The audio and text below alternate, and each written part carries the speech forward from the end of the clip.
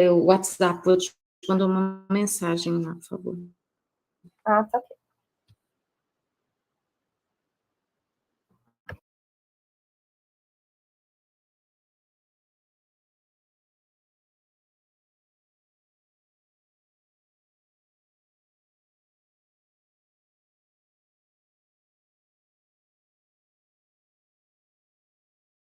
Good afternoon, guys.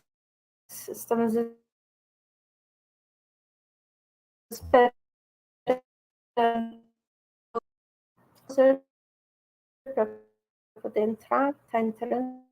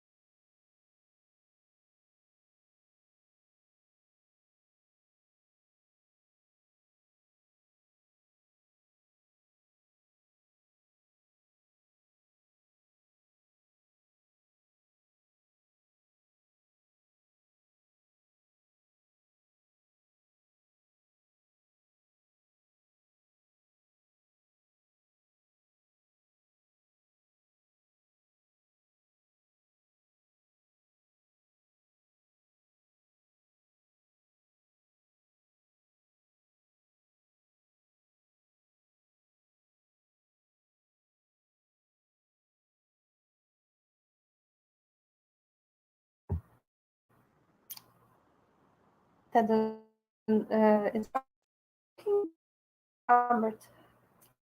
Hello? Espera um pouquinho, professor.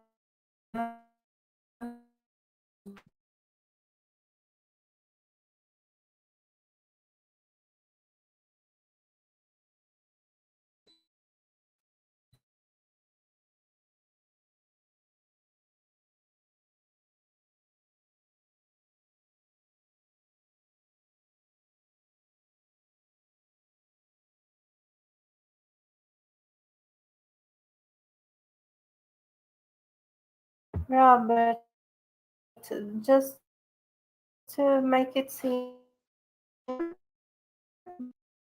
please send me the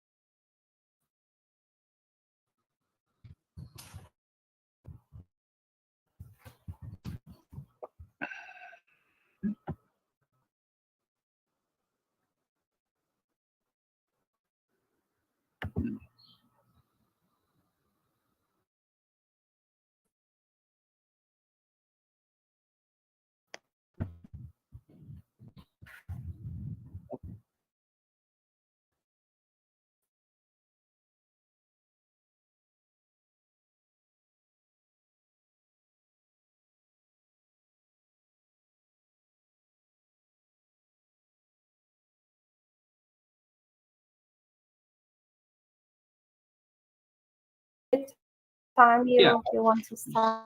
Sorry about this kind of colorless view of me now.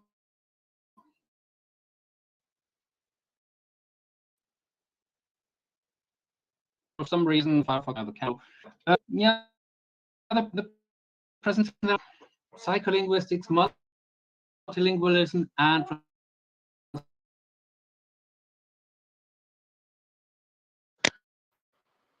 which is to say, well,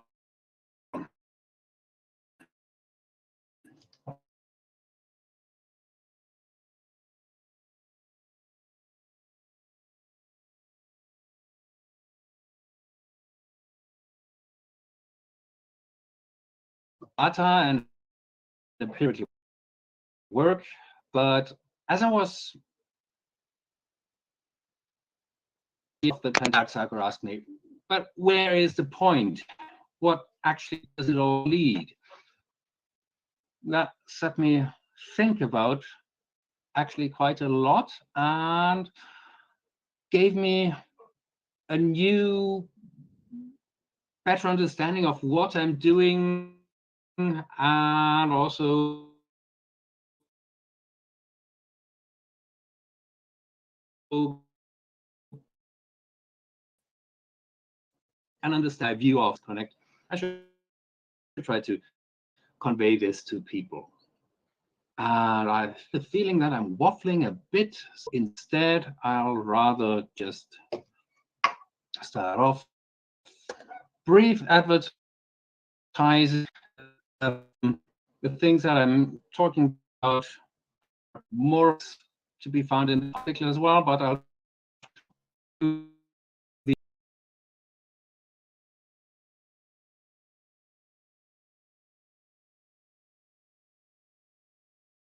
myself. Back in Amsterdam, when I was doing an MPhil course, I focused on second language acquisition, and there was constant talk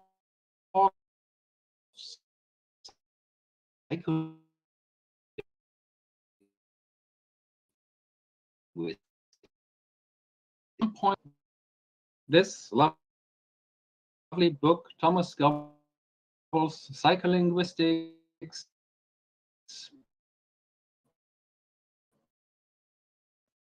brief introduction.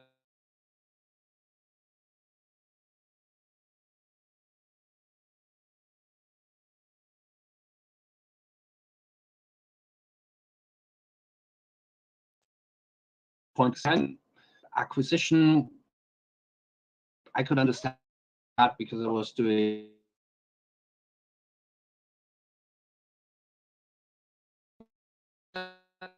second language, and I said, aha, comprehension, production, okay, these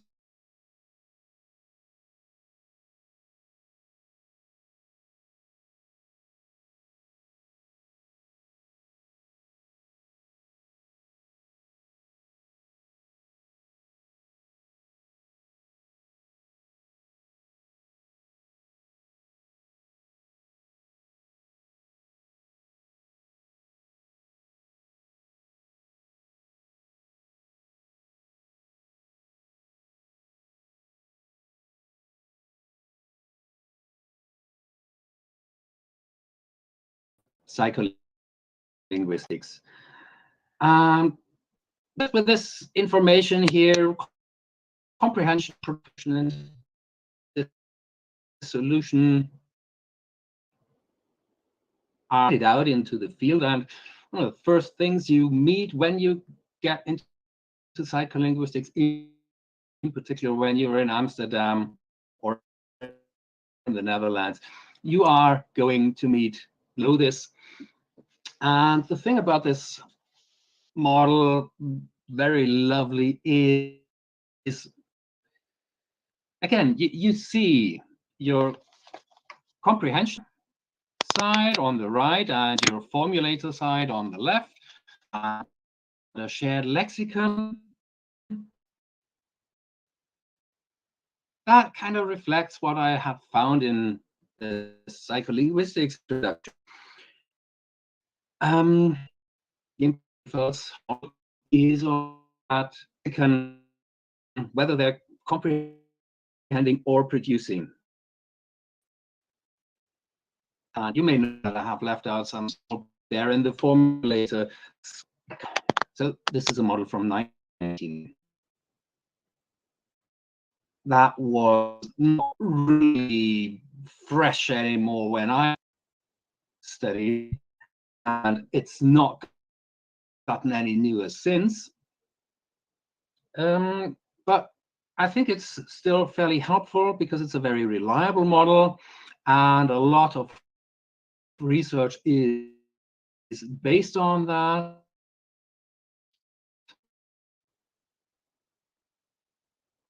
We can, at this point, see where are its uses, where are the so that this I may have mentioned that, yes, there's going to be a lot of models in here. None of these models are super new. Expect to hear quite a number of stuff that you are familiar with, but I'll put into a guide.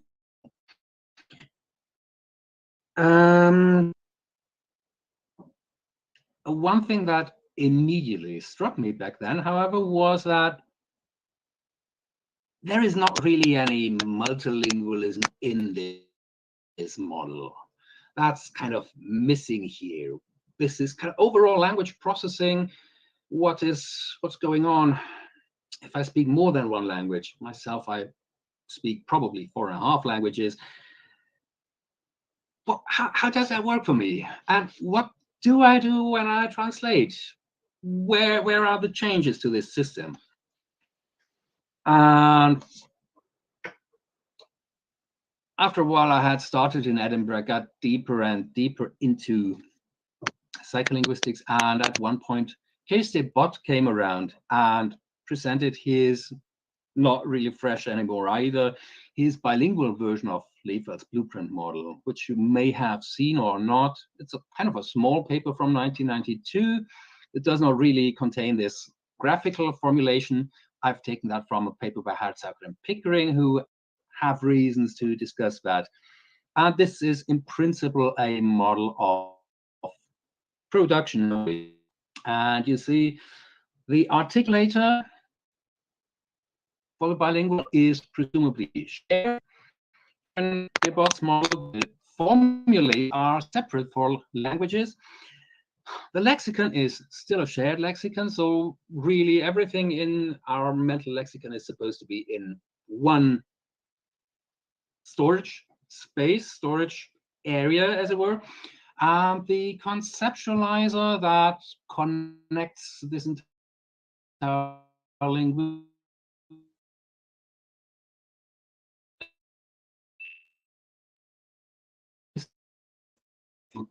extralinguistic are not in degree overlapping, permitting for us to understand things, to know things in one language, but not the other. Like I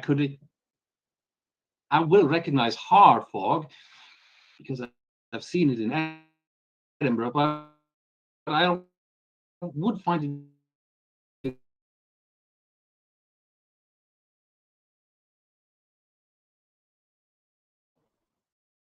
come up with a comparison here in Germany. Because further, and I have heard K.S. Bott himself say, well, yeah, that seemed like a good idea at the time, but I probably did not happen. For the time being, and this seems like a kind of another model of multilingualism that we have already seen today is, of course, the revised hierarchy of Kroll and Stewart.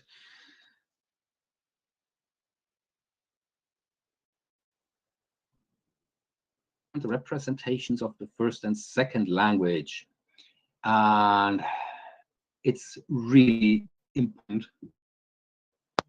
I realize I have observed from various students, I even observed from people studying with me, when you look at this, this is really only talking about lexicon. This is not talking about, is a representation of one lexical entry in one, and it's to, or rather, newly developing now to that may or may and I think that people kind of are observed now.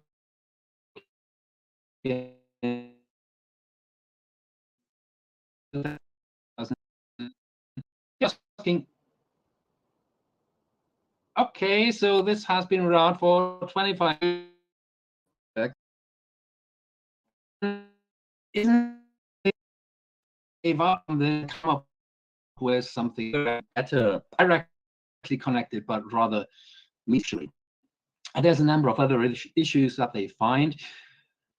The main insight for me from Breisbert and Dowd really was that let's be cautious with these direct connections, these kind of horizontal connections on the level between languages. And if you look into these studies that they cite, also within a language selection is apparently not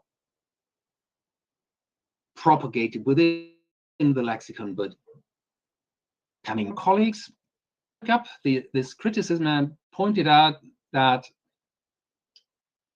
Breisbert and Dowd, for one thing, really underestimated the consequences of parallel activity for word recognition as opposed to word production. And they have claimed, they point out that just for having this notion in there, in the revised hierarchy model, it's still a good thing to kind of have in mind. So let's not drop this. Let's keep this with a pinch of salt, similar to what I have done with Leifeld's model, actually. And the hierarchical model is really talking about the lexicon only. But yeah, I've been talking about multilingualism, and when I started into multilingualism and second language acquisition, I already pointed out I had some background in translation, and I do not really know about the other people around here. So what is translation, we might ask? How do people translate? What does that look like? Most importantly, we have a main distinction in translation between interpreting on one side as an online task, where speakers just get some sort of input and immediately have to reproduce that in another language, in the target language. And we have translation, an offline task, where there's significantly more time between source and target. Currently, I have a translation job that I signed the contract like a week ago, and I'll have time until 4 weeks from now to finish like 100 standard pages of translation. So that's much more time than, say, interpreting. Putin speaks and you have to say what he said, but in another language, and you have 2 seconds time, about maybe 4. And actually, there's all sorts of translation tasks. We're talking about interpreting and translation, but there's all sorts of other related things. There is simultaneous interpreting. Just try to explain. With a speaker, we have an audience that speaks a different language. The speaker speaks with about 2 to 4 seconds time in between, repeats what the speaker said in another language. How on earth do we do that in 2 to 4 seconds? There is consecutive interpreting, where we leave the speaker to speak for a bit longer and then repeat what they said kind of per paragraph, but that requires quite a fair deal of memory, doesn't it? Then we have side translation, where you take letter, some written source, and interpret it in speaking. Write a sheet, very often used as a practice task in interpreter training, but, well, not without its own difficulties. We have sign interpreting, of course, where you do not hear your source, but rather see them, and then you have to respond in what sign or speech, and sometimes people kind of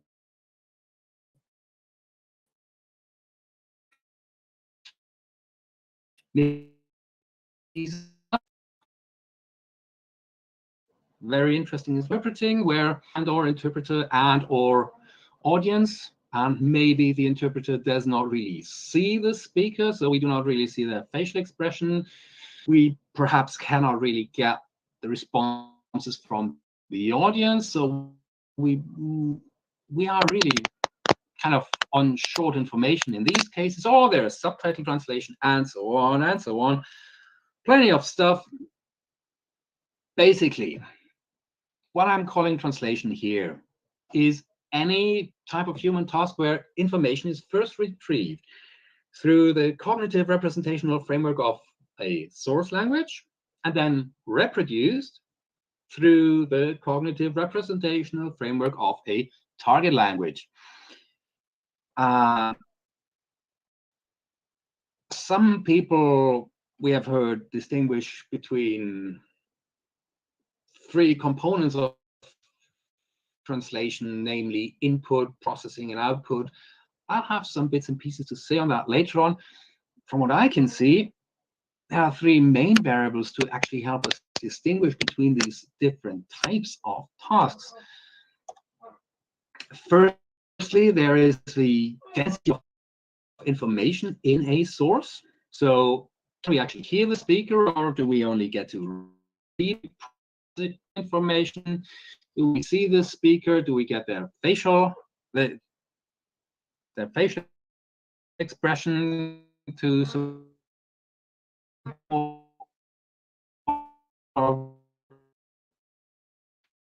Then do we actually see subtitles? And of course, very important factor, the time that is available could be anything from 2 seconds to 2 years, or even 22 years. I don't know. Probably somebody had a translation with really lots of time, so they could really think a lot about that.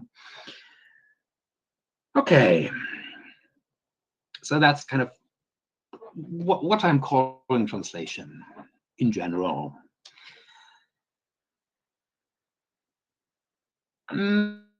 Next question: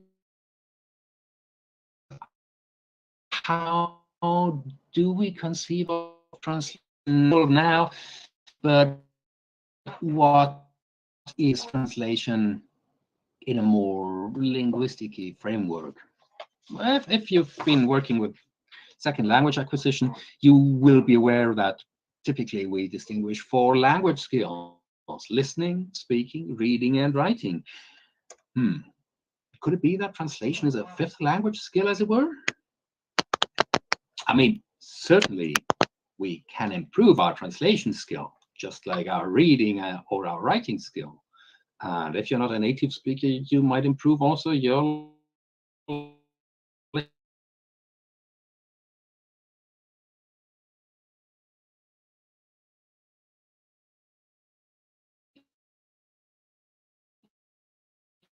where is the starting point?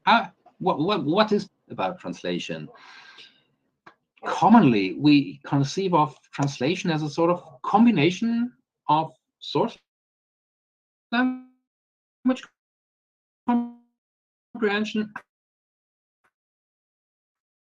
and target language. We have research that points out actually that the outcomes of comprehension and production are different when people are translating or interpreting, for that matter, translating and writing or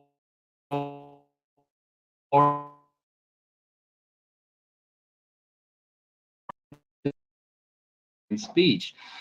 So perhaps not just source language comprehension and target language production. What's happening in between? Another thing that has been mentioned today, is there any relation between translation and code switching? Both are known to be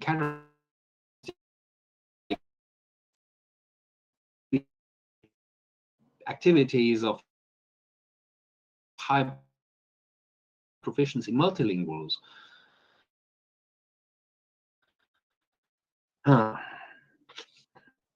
I'm actually going to the starting point of we actually not at all to translate. They are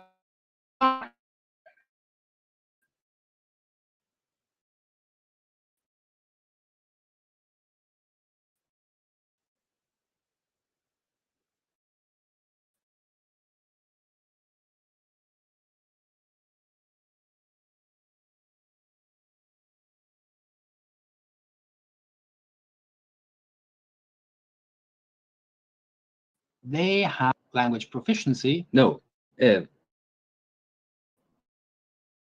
language proficiency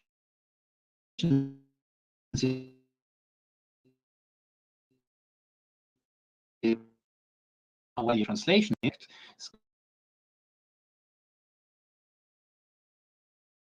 say interpret, but office and for the family.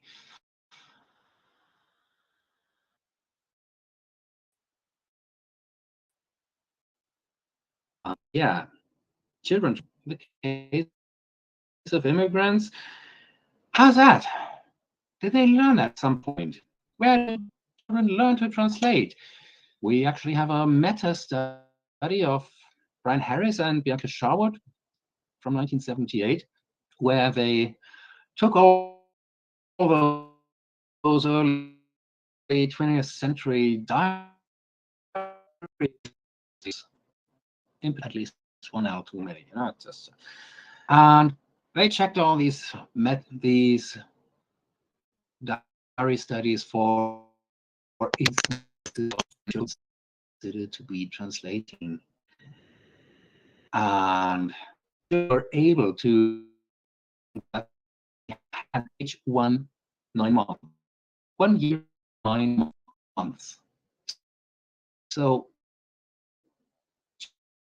years old, and they more or less translate that themselves. They translate what others said from about age 2.5. So nobody sat down to tell these children how to translate.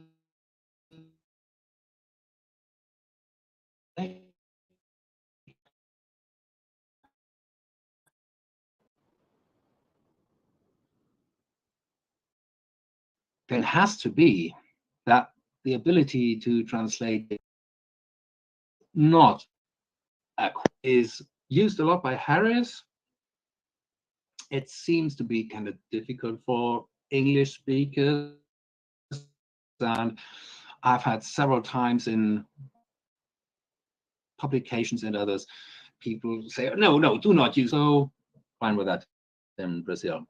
But back to translation. So if nobody really, if translation is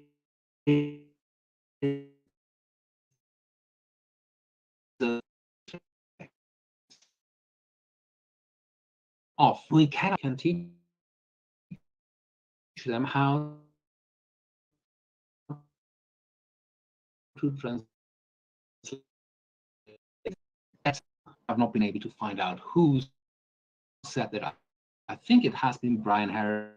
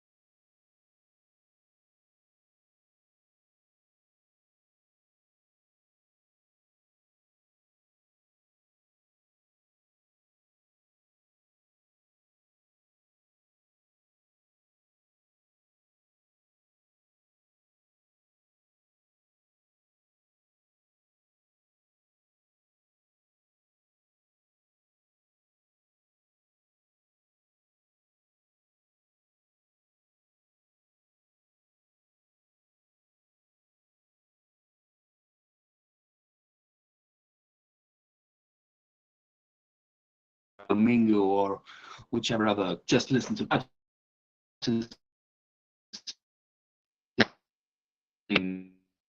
really. That is, we need to go to set a stone that multilinguals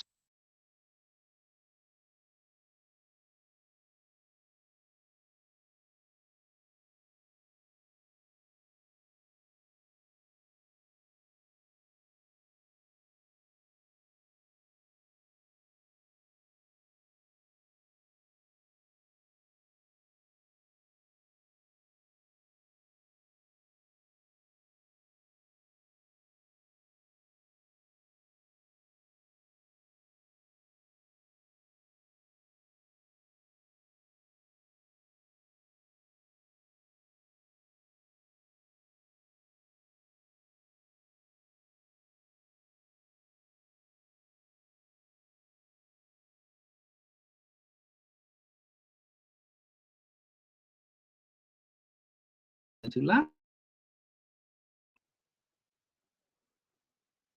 And what we find in all their writings is that to explain what they're doing when they translate and what might be considered as a good translation, they needed to develop. So, with other words, people have been struggling to account for the cognitive process of translation ante dictum way before anybody had the notion of a cognitive process. So that means that from fairly early on, we have had descriptions of the core translation process, as Seleskovich in 1976 famously put this as deverbalization. And that kind of summarizes a lot of things that you get to read in a lot of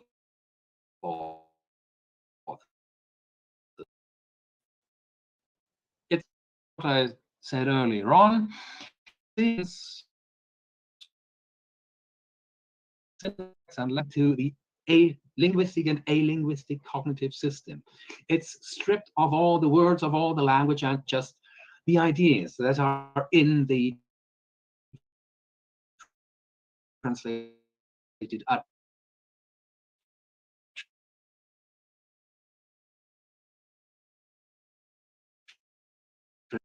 mind. I think this based on research by Michel Paradis, who describes this as one strategy for translation.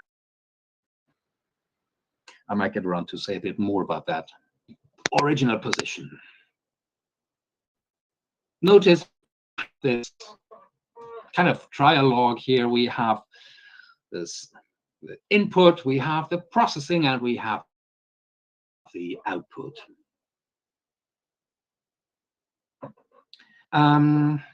Right, that's Seleskovich in 1976.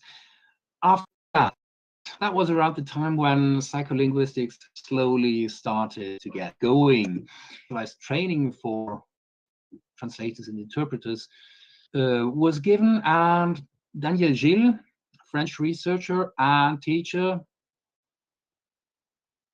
in 1995 published a teaching handbook for beginning translators and interpreters. And of course, he has quite some things to say about how we actually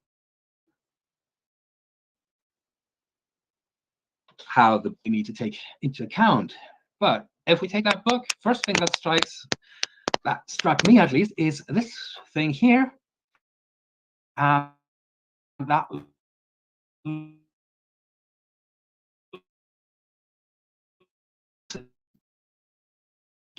chemistry, like an atom model, and we're informed that this is and speakers here at the center. This is where production actually happens, and speakers may be more or less familiar with words, and the more familiar they are with words, So the easier it is, some words that that speakers know actively, that they can use, and others are just passively known. These cannot be pulled into the center for production. And of course, you are nodding and say, oh, hello, but this is a weird way of just talking about lexical frequency. Yes, it is. That is frequency explained for translator and interpreters. I will get. I noticed that in passing, and I did not really see where that would lead me later on. The actual model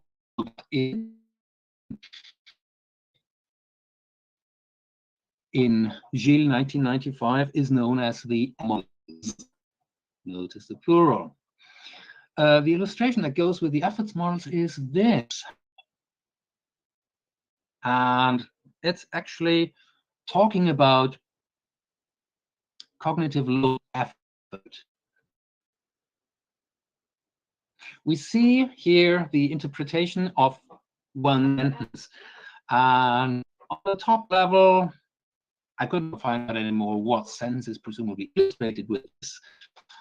On taxation to cognition, just from the what you call comprehend.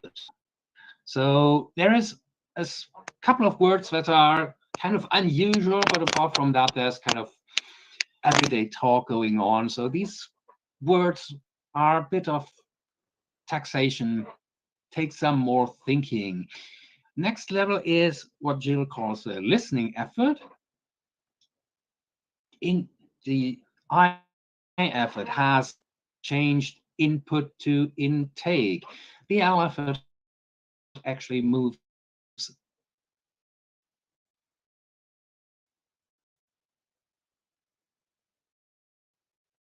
the intake into kind of that often. And next level is P, production effort. Presumably, our interpreter first listens and then recognizes what's here in this first segment and can repeat that because probably it's a formula speaker is saying, ladies and gentlemen, or dear listeners, or what have you. And then they need to wait and actually until they have enough information to continue their speaking, and then it's getting a bit more difficult because yeah, that's not such a simple formula anymore. M now. M is an effort that has not shown up yet in our models of multilingualism or translation, although I have mentioned it. M is the memory effort. And this progresses in various ways, and then you see a slope down again. This is where the speaker actually gets to release some stuff from their memory and can forget the exact wording of the sentence.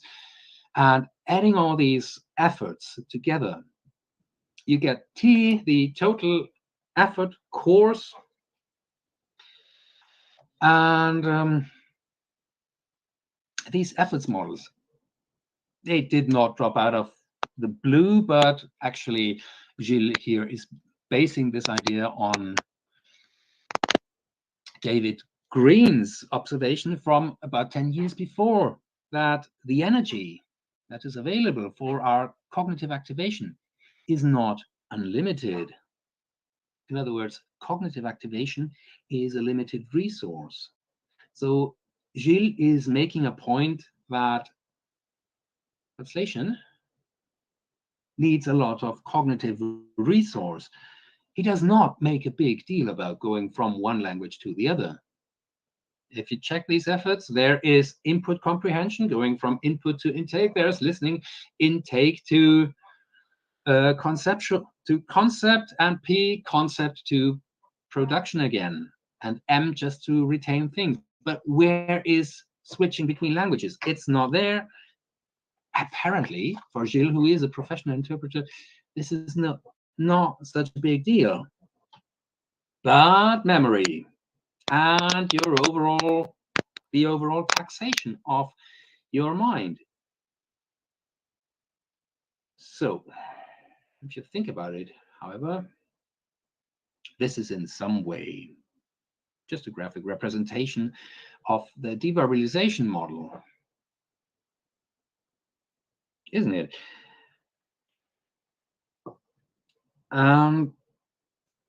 Based on his efforts models, Gilles comes up with more detailed efforts models for each type of task. So there's a different efforts model for consecutive translation. What we see here is for simultaneous interpreting, and we get for written translation and for side translation and all these. And as a core idea, Gilles comes up with what he calls the tightrope hypothesis, claiming that interpreters are constantly working close to maximum cognitive load. So they need to keep an eye on their cognitive load and try to kind of work that out so that their performance does not break down, so that they do not forget, they do not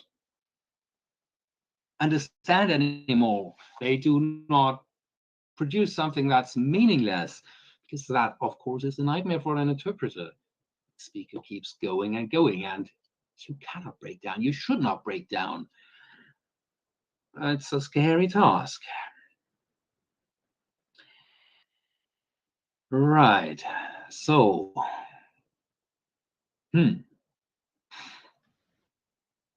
if translation and interpreting are these really complex tasks, and apparently they are comprised from several subtasks, shouldn't we perhaps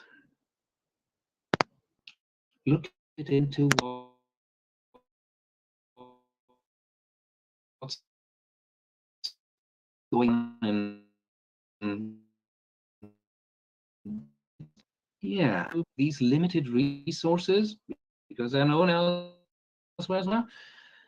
And we arrive at Christopher Wickens, who is working, has been working in aviation as a psychologist, and looking in particular into multitasking and the use of cognitive resources.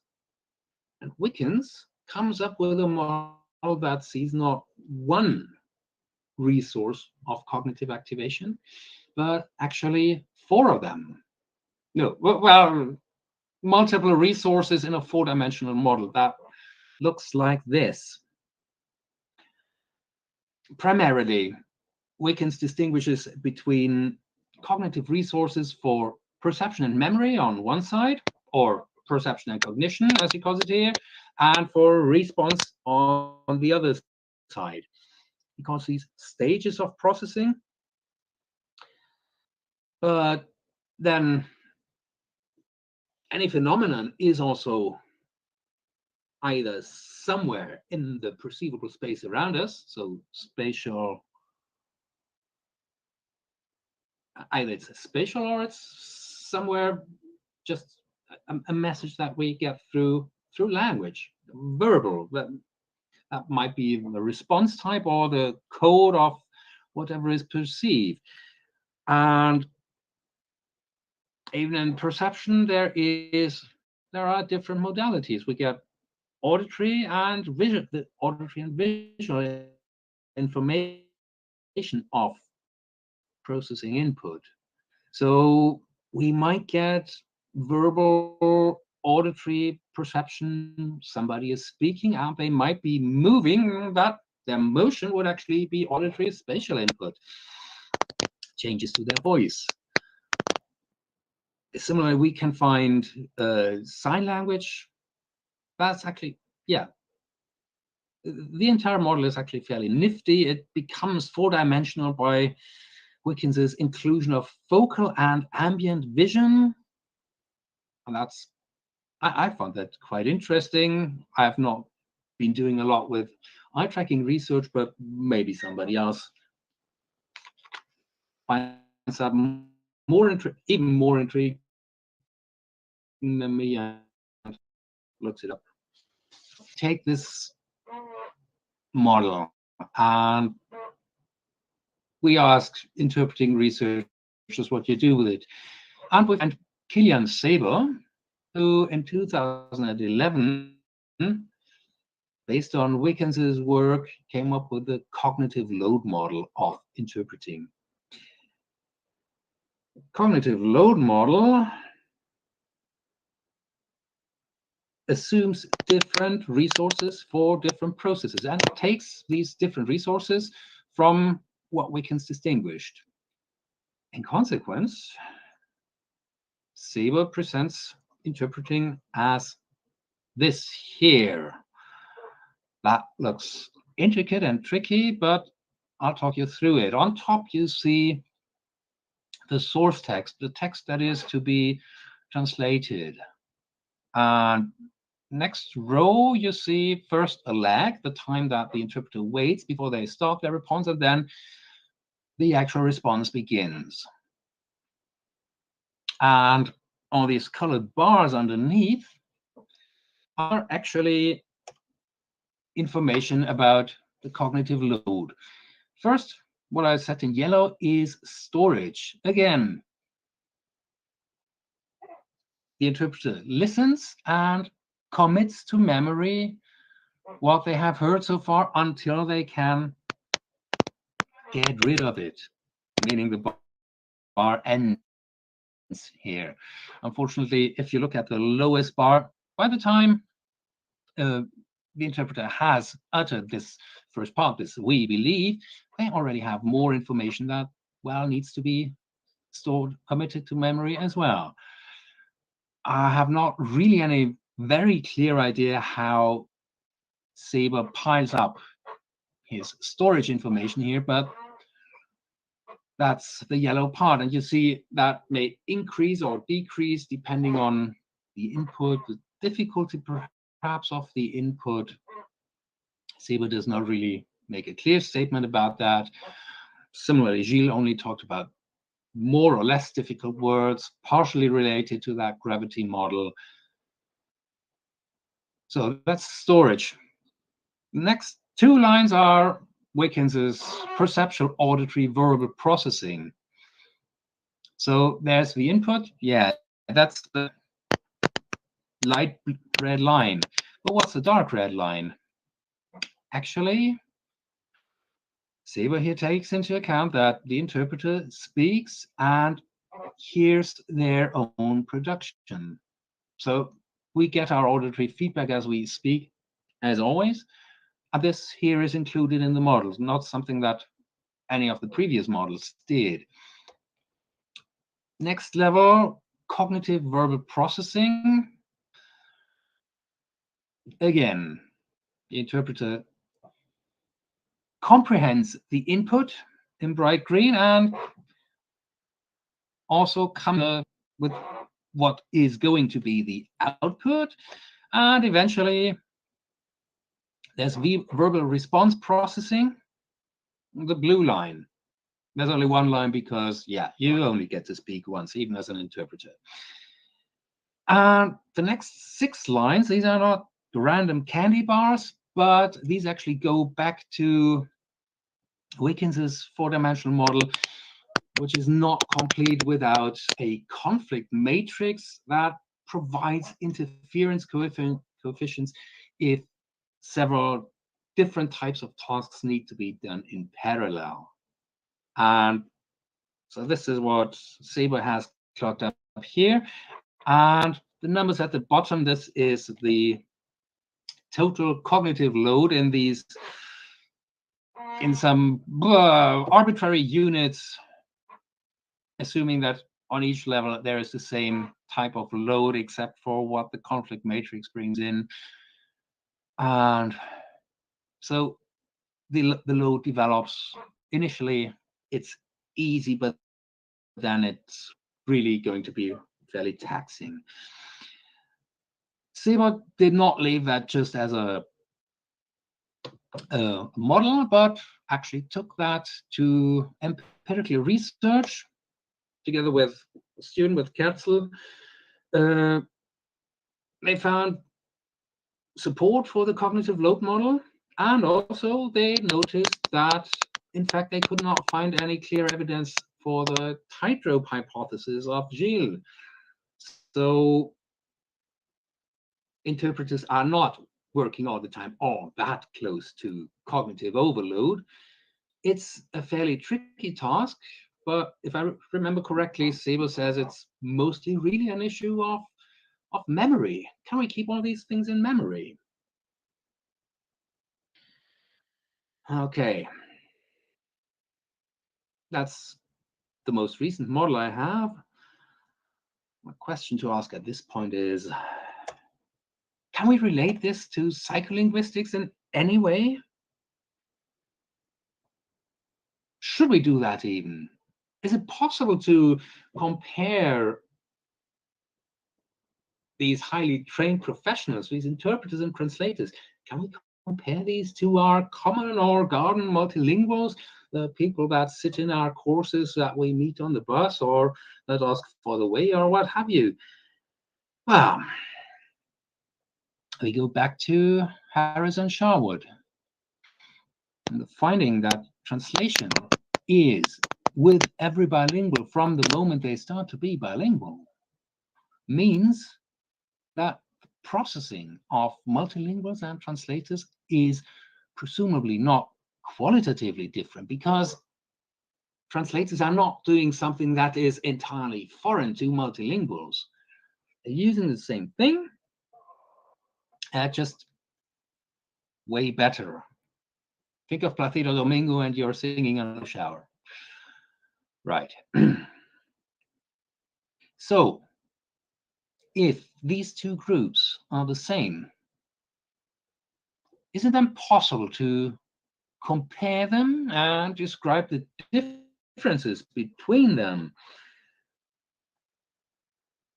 And if we understand that, would it be possible to describe some fundamental features of translation? Fundamental features that are present in everybody that are then developed to become a professional translator. So, who can be compared? On one side, we take our untrained regular multilinguals and translators. Let's not take just highly advanced professionals. Let's take translators at various stages of their professional development, because translation skill increases and improves over time as well. So if we take beginning translators, that should be a possibility to actually have a good comparison with untrained multilinguals. Oh yeah, go ahead. Test their proficiency as well. Okay, we know we can compare multilinguals and translators.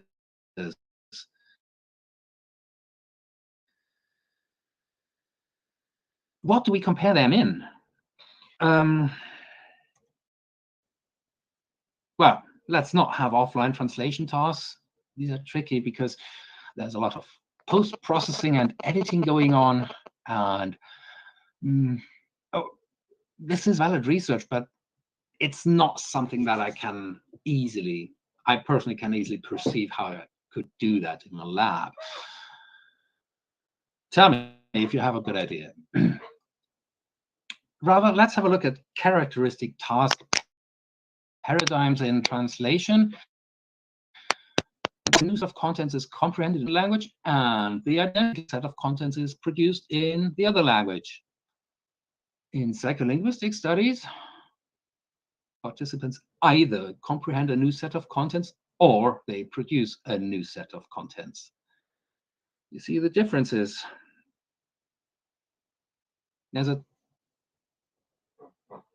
The tasks are either separate in psycholinguistic studies or in sequence in translation.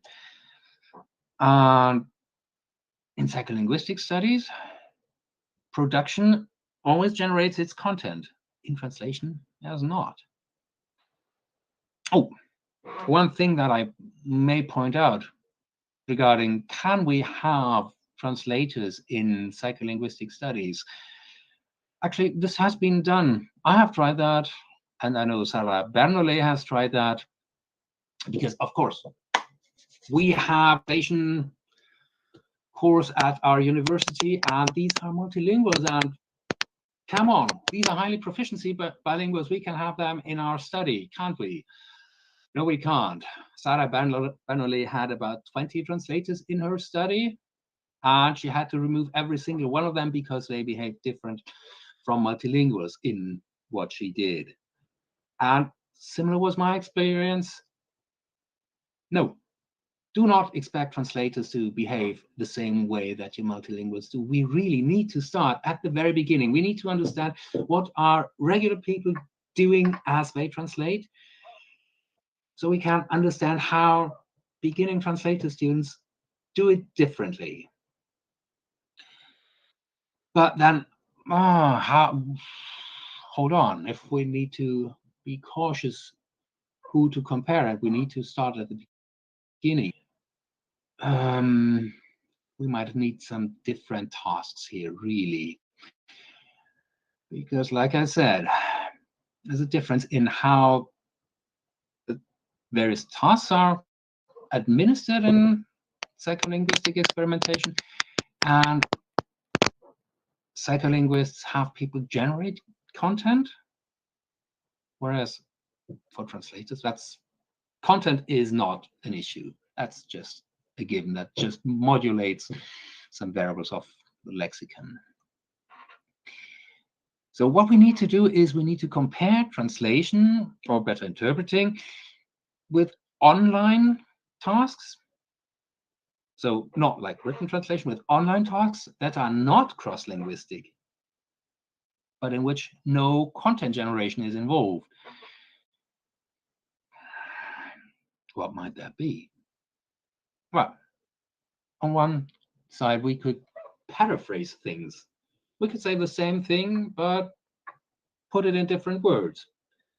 That's one possibility. Or the other possibility, even more surprising than paraphrasing, shadowing. Just listening to a speaker and repeat after them in the same language. I mean, all these interpreting researchers do not really bother about the language switch, right? And actually, Ingrid Christoffels and Annette de Groot have compared interpreting with paraphrasing and shadowing, and they report that interpreting is better compared with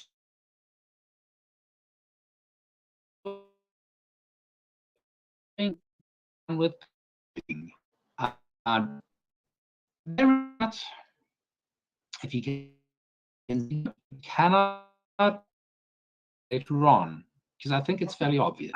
That leads to my next slide, because now let's think about this cognitive activation again, because interpreters immediately started into cognitive load, the amount of cognition that is going on in your head. But we have cognitive load, we have cognitive activation as well in psycholinguistics, don't we? I mean, cognitive activation, mutatis mutandis, is cognitive load. Cognitive load, I think, relates more to how much of your overall capacity is used. Cognitive activation is kind of a local event, and cognitive activation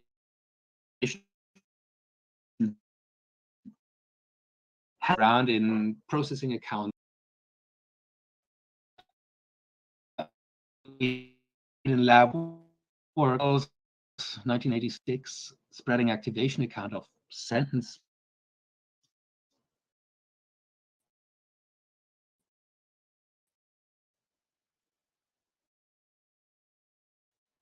perhaps something about activation in the revised hierarchical model of bilingual processing that we mentioned already. And then we have these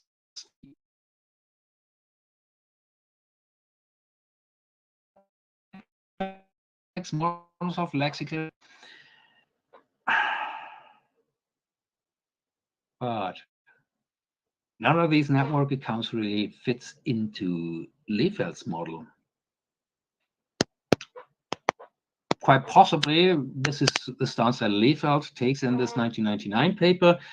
In principle, the general blueprint model takes a bird's eye view of language cognition, but the model of lexical access, that's a close-up.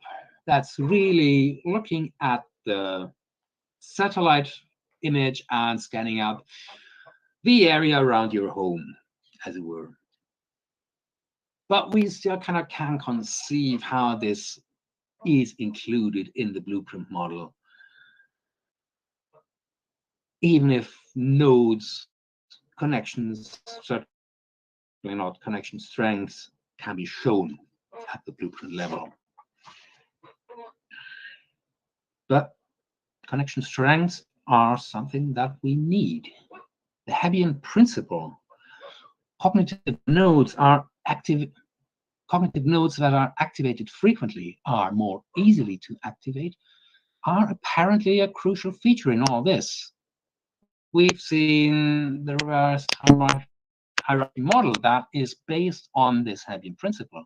We have also noticed in passing, but we have noticed the gravitation model of an ability by Gilles. Both of these have to do with lexical frequency, with how often are these nodes activated, how often does activation energy pass between nodes.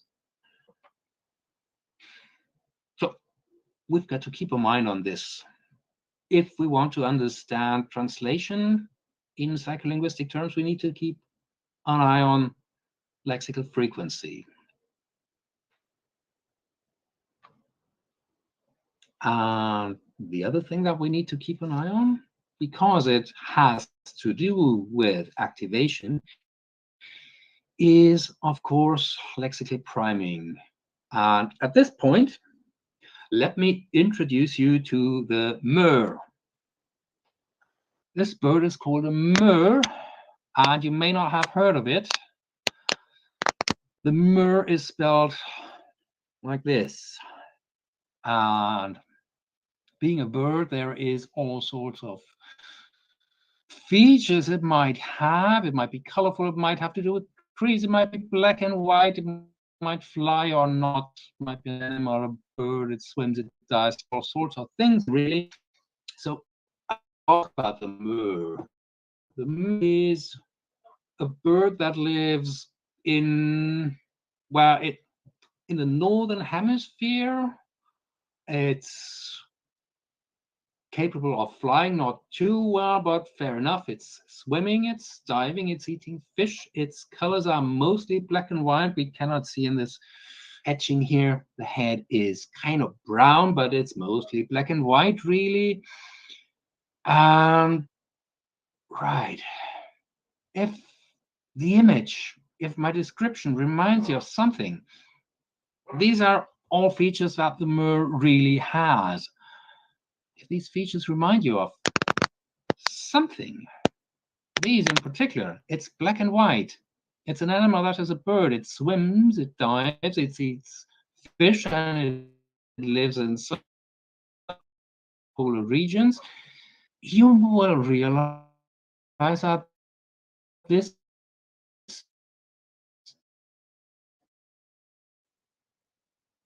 is very similar to things. Well, hopefully,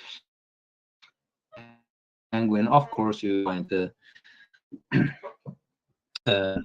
give the phonological representation in your lexicon. Well, notice also that if you're thinking of penguins, you think of a few things that are not valid for the murre, because penguins are known to be unable to fly, as opposed to the murre, and they're in the southern hemisphere rather than the northern hemisphere. Right, but Robert, they do. I'm sorry to interrupt you. Yes. Your explanation is really nice, and there are about 5 questions at least in the chat and more to come. So if you could wrap up in let's say 5 minutes. Could you do that? Yeah, I'm heading there. Thank you. Okay, so, but actually penguins have to do with books because of that little fellow here. And right, what's that? Oh yeah, lexical priming is well accounted for in network accounts. So has to do with activation that's spreading and aggregating. So that's also related to Dell's account. We can account for that in Dell's account. We can account for that in Lefeld's account. And following assumptions about shared lexical storage, I mean, remember, we have that in the blueprint model. Everybody has the same lexicon. This is also relevant for translation, because if we have our information off about the penguin, we can realize that we have this information activated, and everything that relates to the penguin, well, mostly everything, but not the book thing because it's cultural, that actually gives us the insight in another language, namely Czech. Oh yeah, it's a tučňák. Sure. I deliberately selected Czech here because penguin in Brazilian, that is also an orthographic and general cognate. Let's not go there. But what happened to my title here? That's weird. That's lexical priming. So lexical priming actually helps us to translate. But there's also structural priming, meaning people tend to copy the syntactic structure of sentences. We know that from psycholinguistic experimentation. It occurs within and between comprehension and production in any direction. And we have an account by Pickering and Brannigan through a structural node. A structural node now is the one thing that cannot possibly be included anymore in Lefeld's model. This is where Lefeld's model really is broken and goes on. We also have found structural priming between languages. Hartzauer and Pickering 2008 have summarized the findings up to that point. Notice they have provided a model that involves a structural node. And notice that there are directional effects reported without yet looking at translation, which are accounted for with ease of activation. Again, this is a load phenomenon. It's there in psycholinguistic modeling, but we do not really do anything. And yes, in one paper, I have suggested that it might be around in translation. I'm about to do a bit more with that. So let me see. Let me skip this one. In psycholinguistic models, cognitive load is mostly kind of coincidental. There's much more concern in psycholinguistic models with architecture. And here we get this kind of bird's eye view that we have this node structure at the close-up level when we look at the individual phenomenon, but the overall thing is organized in a way that apparently is described not too badly by this more modular and older blueprint approach. Opposed to that, in models in translation and interpreting studies, there is strong concern with cognitive load, but the cognitive architecture is mostly coincidental. And do we have time? I have a short observation to make because otherwise I might have led you into a misapprehension, because Lefeld's blueprint approach and Seber's cognitive load model, okay, some bits and pieces have gone missing here. These are not correlated. Because remember, in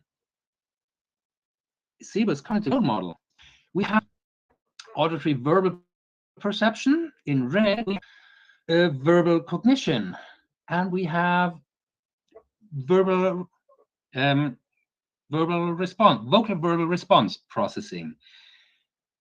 And these are not the same as the parser and the formulator in Leyfeld's blueprint model. Rather, we have to slice up the Leyfeld model in a very different way. We have perceptual auditory verbal processing, things that really have to do with whatever the speaker hears, only with the auditory input. And we have the verbal response processing, everything that has to do with what the speaker produces. Anything else is cognitive verbal processing. And kind of weirdly, Siebert does not really go into cognitive verbal processing, but notice the lexicon really is split up between 3 resources. That's actually something that I discovered about a year ago as I was writing up that paper, and I think that's a cue to look deeper at the lexicon. Well, everybody looks at the lexicon and people think translation is all about the lexicon. It is not. Please, somebody have a look at what's going on in this multitasking research. We want to understand that. That's going to be helpful for our understanding of multilingual processing and of translation. And I think I can call it a day at this point. Thank you.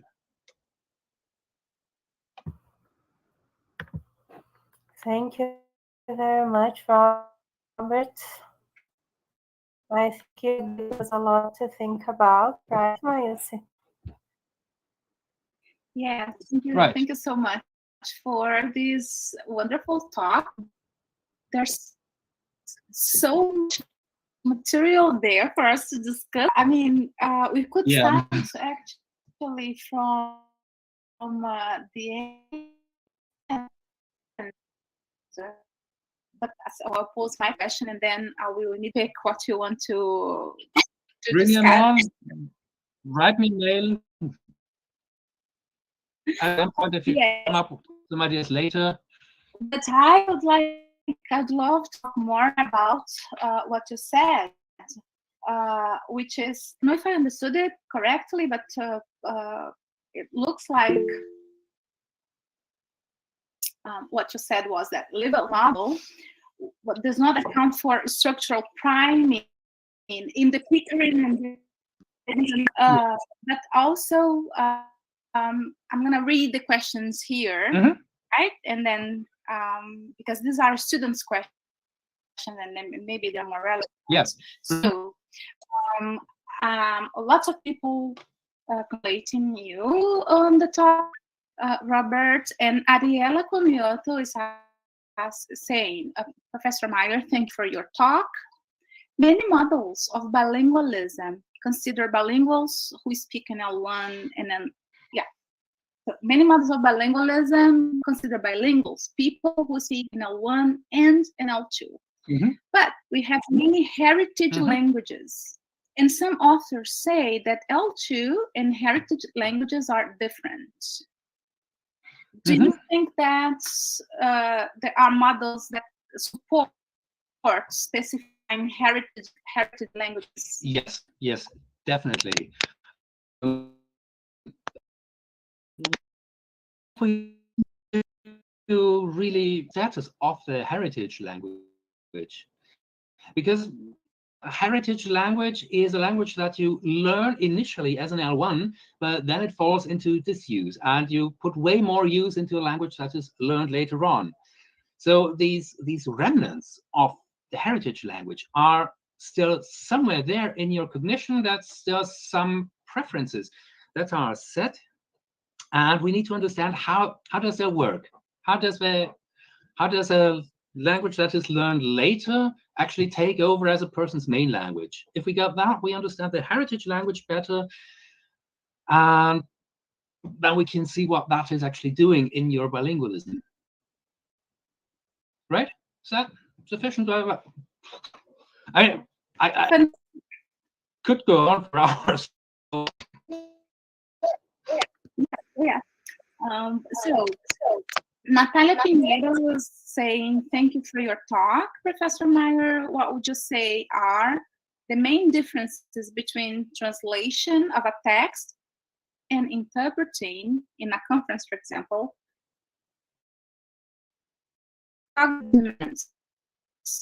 Differences, I think, in memory. Because in the conference situation, you're pretty much dependent on what the speaker says. Maybe you have actually some script of their speech, but they might not actually stick with it. And if they take a left turn at some point, you have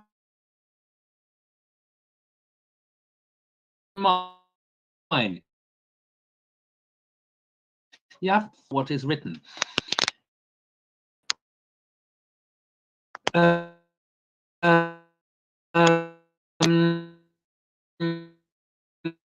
written unchangeable. So you are fairly certain of your source, but on the other side, in written translation, there is ample possibility to think, to rethink. And from what I have seen, the main problem really is to keep rethinking. We have a number of studies that have found it as a characteristic of student translators or student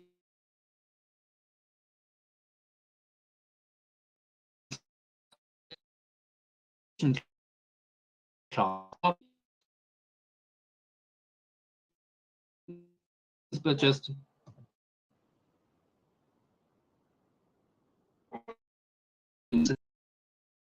class.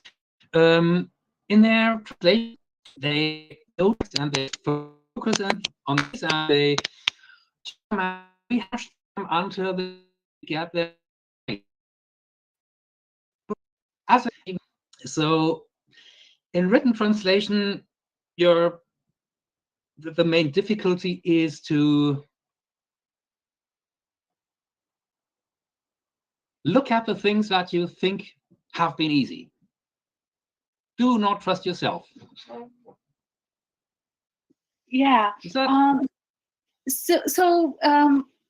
I'm not in translation, but from what I understand from your presentation, the models that you presented are related to translation as an online task, right? During introduction. Yes, both talking about interpreting, really. All three, actually. Silaskovich too was talking about interpreting. Okay, so I think that yeah. now is clearer. You were talking about interpreting all along the because your we presentation. Now, have just these words, translation and interpreting, and translation is kind of in double use for written translation, and as a general term, people have tried to find a way around that, but I have not really found the satisfying solution.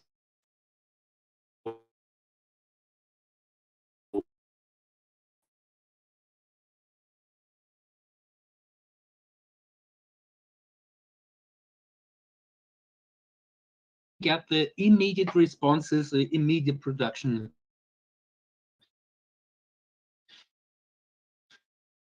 That comes from your cognitive setup. And are not something that's qualitatively different from what multilinguals do, right? Yes. Yeah. So my question for you would be, okay, accept that in the case of multilinguals, they are doing with their own thoughts, and the translators are dealing with someone else's thoughts, right? Mm-hmm. Someone else's linguistic choices. So are they really comparable, multilinguals and translators? Well, I'm not quite catching you here. Yeah, because you were saying that we can compare translators.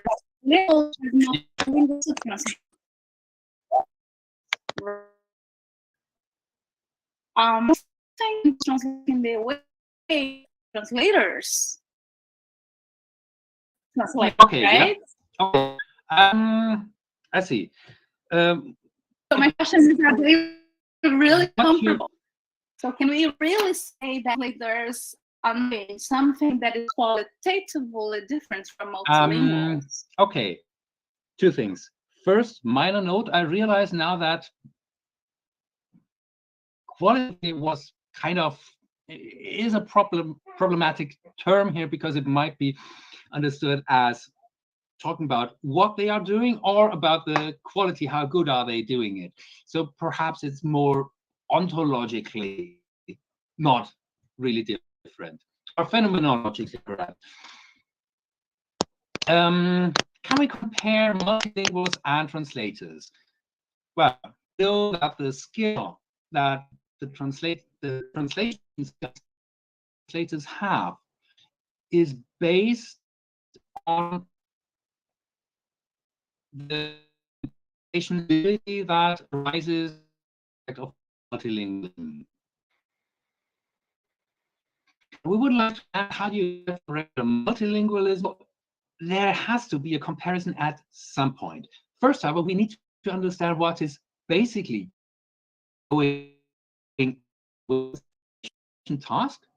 And as soon as we have an idea of what are regular multilinguals doing when they try to translate, however good or bad that is, then we can compare that to what people are as intermediate, advanced translation. Yeah, it makes sense. Okay, thank you. Danielle Zintana is asking. I'm sorry to interrupt, but I think we don't have more time. At 3:30 past. So thank you much, Miles, for your information and comments and platform. Now it's a and Robert as well. You gave us today. I think you gave us a lot to think about, and a lot of ideas for research as well. The ones who are interested in its entrance. Great, thank you so much. And I'll make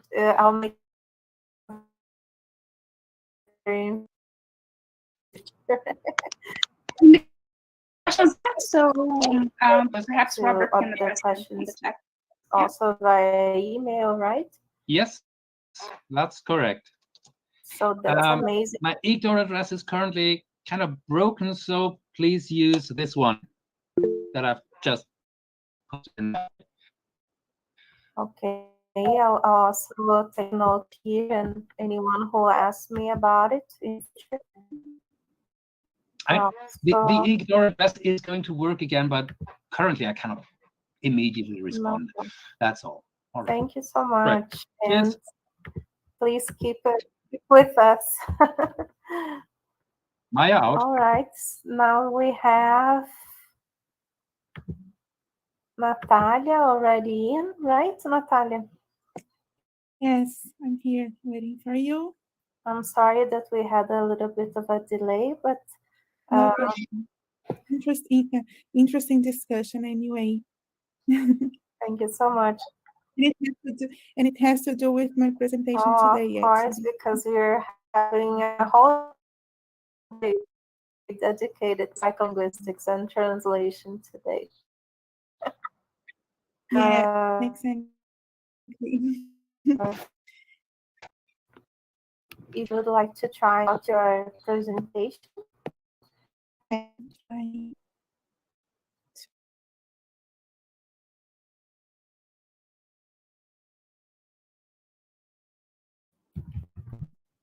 going to share my screen. Chrome might not have screen recording permission on your computer. Go to system.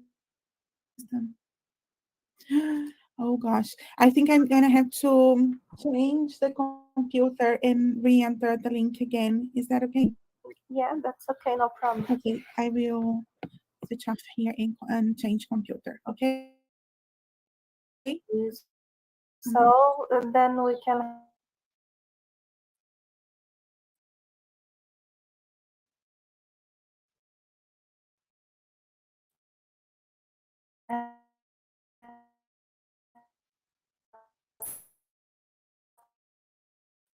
the best setting for her to present her workshop.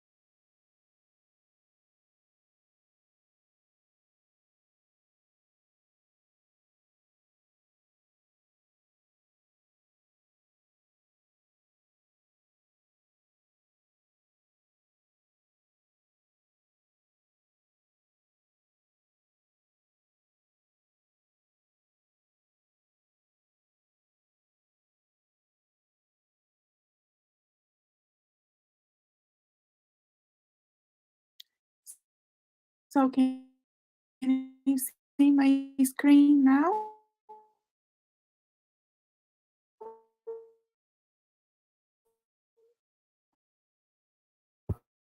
Yeah.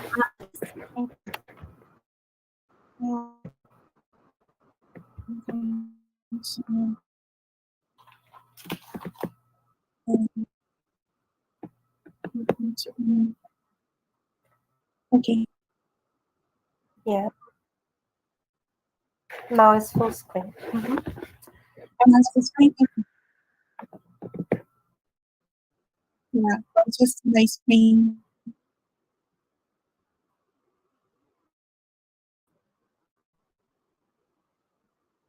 But anyway, if you can listen to me, that so and the configuration really have to be Natal, can do thank it you so through much the for mics. accepting that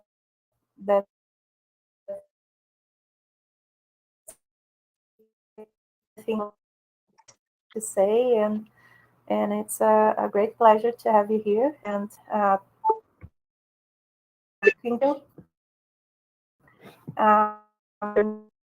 so enjoy what. I think I'm having some technical problems. I think I'm gonna go too close to them.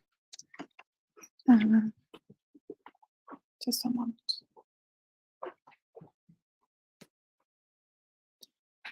Yeah, I think. Can you hear me well? Yes. Can you hear us? Yes. Yeah, now yes. Yes, just breaking up. So now I think it's better. No. Yeah.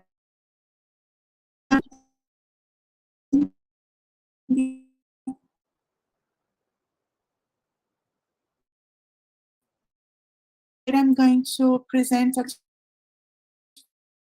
on you might be asking about. So, so this is the outline of my presentation. I talk about theoretical background. I'm gonna teach you how the experiments can start out, and there will be also a hands-on session. So to participate,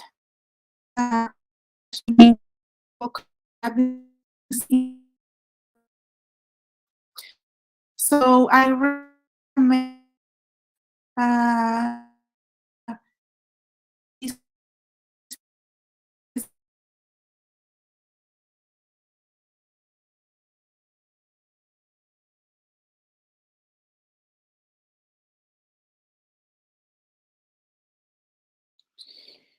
so I'm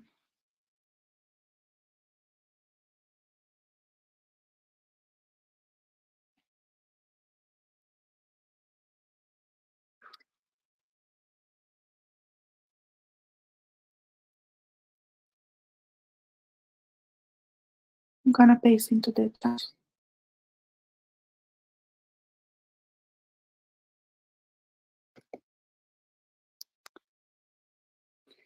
So then if you download this presentation, so then there are some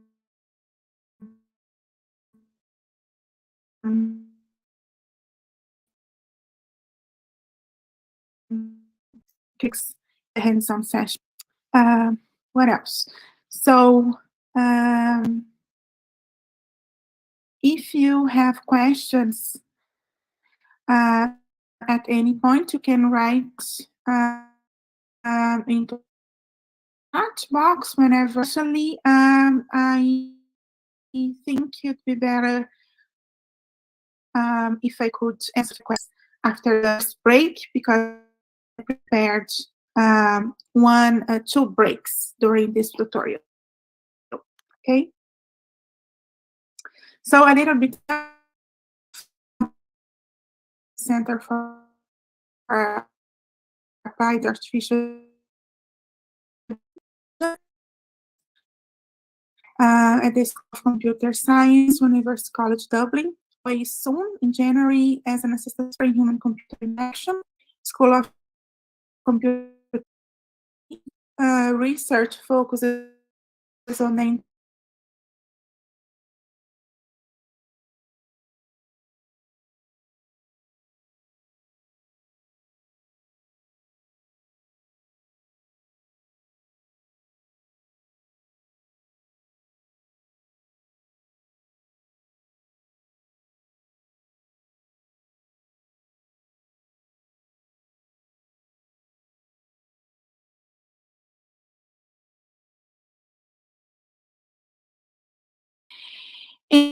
and also present tools for the extraction and analysis. So this is objective of this tutorial, but I have to warn you to teach to try to extract data or to understand data, or teach you how to use any tools that you notice. So I always like to start and introduce the topic of any topic related to translation by showing how the importance of the translation activity, and the Rosetta Stone is a good example of the importance of this activity. So because it shows it is a millenary activity, and also that through translation we can understand many issues that are central to our view of the world, and can also shape our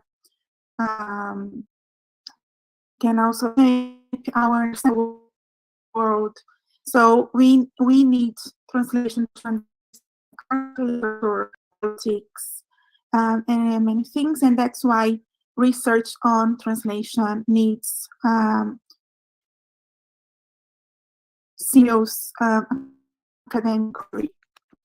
So, and because of this importance, researchers started dreaming about a machine that could be used to translate from any language to any language. And we can see that in the beginning, some researchers, they started thinking of a machine that should be able to translate. And the view at that time was that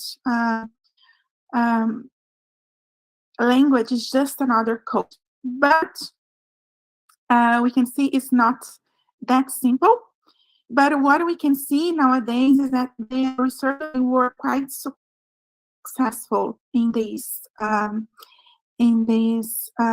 goal in creating a machine that could translate, because nowadays we have many good machine translation systems available. Google Translate is the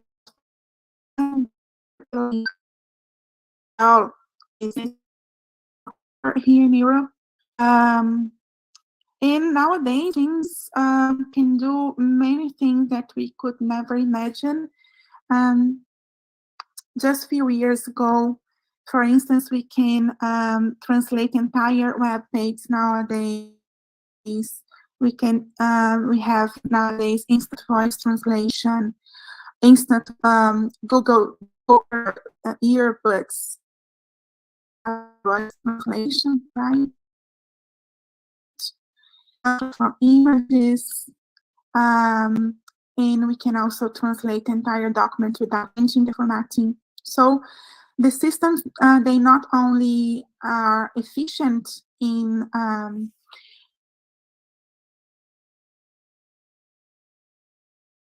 translate between the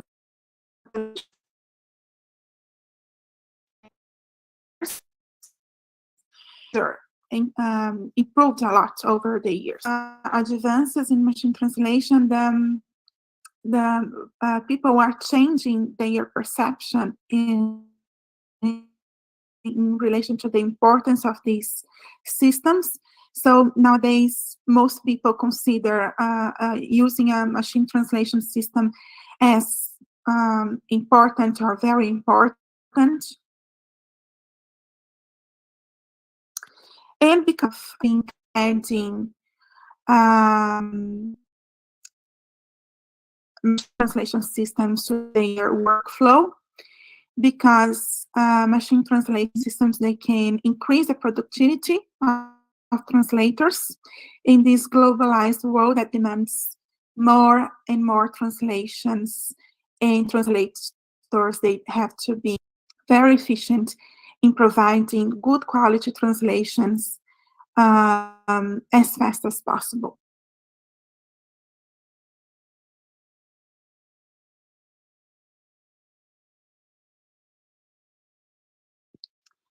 But what companies, they adopted the translators, instead of translating from scratch, they just correct the raw empty output in order to improve the quality of the translation. So this activity, this task, is known as post-editing task.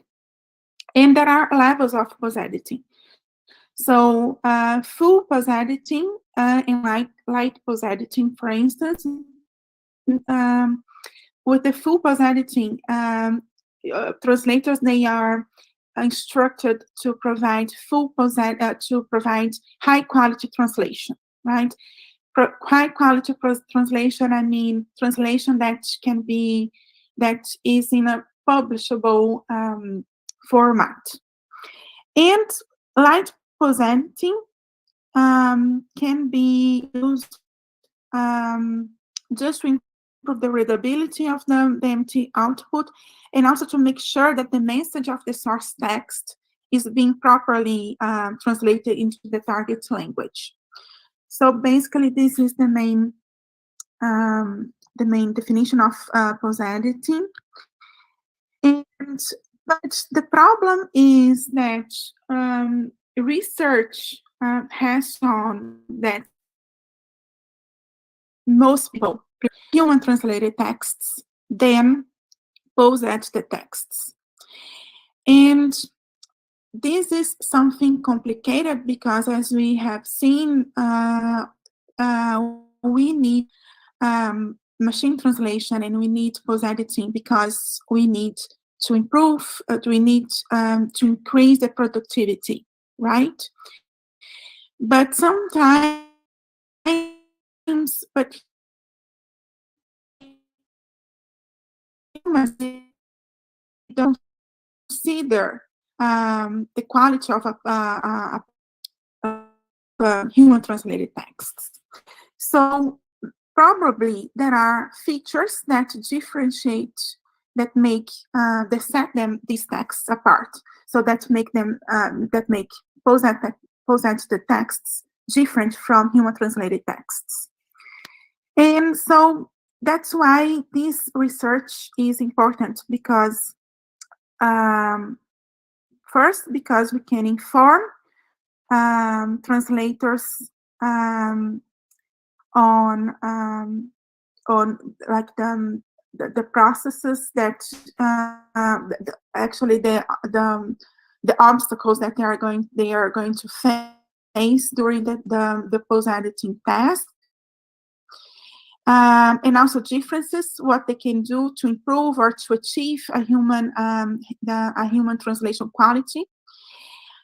This research can also shed light on the cognitive processes involved in the translation and the post-editing task, and right, and improve the translation, because when we know what needs to be improved in a post-edited text to achieve human translation quality, so then we can use this knowledge to and we can use and we can incorporate this knowledge in the deployment of a machine translation system. And the main questions that these research address is, what are the features that define high quality and low quality post-edited translations? And which features differentiate texts translated by humans from texts translated by computers? And what are the factors that influence the features of post-editing? So those are the main questions that we usually address in this kind of research. But then how can we address in terms of methodology? What can we do to answer these questions? So the theoretical background behind research on post-editing, especially on post-editings, is to investigate if there are differences to investigate the features that are typical of the features that are typical of translated texts, right? And then we use the rationale behind the translation research, which investigates the facts that typically occur in translated texts. So there are research nowadays have shown that there are some features that are typical of translated texts, especially in terms of statistical features, right? That differentiate translated texts from text originally written in a certain language, and then it's the same rationale that we use to do the research in post-editings. So basically, we look for some features that were put forward by Mona Baker, and these are known as translation universals, according to Baker. And these features are mainly simplification, explicitation, normalization, laying out, or conjunction is also known in the literature. It's also these features are named as leveling out or conversions. So simplification means that translated texts, they are easier to understand than original texts, because translators, they tend to simplify the language of the original text. So an example would be, for instance, to break up long sentences in translation to small ones, changes in punctuation. Translators, they also tend to use less varied vocabulary. They tend to use more grammatical words than lexical words. So everything to try to simplify the text in order to make the translated text easier to understand in the target language. For explicitation is the tendency to spell things out rather than implicit. So, for instance, according to Baker translator, the translations tend to be longer than original texts, because translators, they tend to explain things in more detail than in source texts, right? Translations, they tend to contain also that in reported speech, and this is because they tend to explain things more in more detail, as I just mentioned, and they tend to have more explanatory vocabulary and contain more proper nouns than pronouns. That would be some features of explicitation. Universal. Normalization is the tendency to exaggerate features of the target language language, and now to conform the features of the source text to adapt these features to the target language. This is the normalization. For instance, normalize the punctuation, because probably there are differences in the punctuation system between languages. And also normalization of collocational patterns is another example. And leveling out is a universal that is considered the most controversial one, because very few researchers showed evidence for this universal.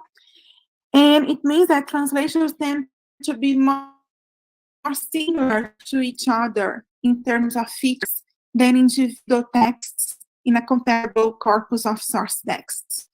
So, for instance, if we have two texts, comparable texts, originally written in a certain language, in Portuguese, for instance, then these texts, they tend to be different from each other in terms of these cultures, while texts that are translated from English into Portuguese, they tend to be similar to each other in terms of statistical features. So I hope this is clear.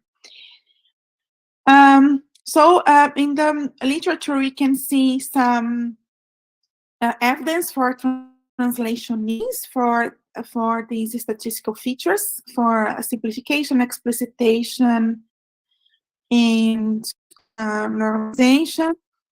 For instance, there is some evidence in the literature that shows that translated texts, they have lower lexical richness. There is also evidence showing that translation means sentence length and lexical density are lower. And also, there are many studies showing that a computer algorithm can distinguish between translated texts from non-translated texts. So, if we have evidence in the literature showing that translation needs really exist, right? So then that there are features that translated texts are non-translated texts. So probably there are features that are typical of possessed texts, right? So then this is the question that we address, the main question. So the research on possedities, so as I said, follows the research, uses the rationale behind the research in translation needs. So if we find feature patterns between possessed translation, if we find differences between possessed texts, human translated texts, and the raw machine translation output, then we assume that the corpus present evidence for possedities features. On the other hand, if we don't find any differences, we assume that possessed texts and human translated texts are indistinguishable. So if the same patterns occur in different possessed texts, then we can also assume that there are universal features of possedities. So, but what is possedities? So I brought here an example. So we have here, for instance, an example of a human translation, and we can see here the difference in punctuation. We can also see difference in terms of lexical choices. So, for instance, we have Amável Jardim, the human translation, but then we have in the output of the machine translation, Lindo Jardim, and the same for the possessed text. And also the punctuation is similar between the machine translation and the possessed text. So as we can see, this is an example of a difference between posed texts and human translated texts. So it is based on these differences that we can clearly observe on the surface of the text that we base our research on posedities. Okay, so if you have any questions up to this point, I'm happy to answer.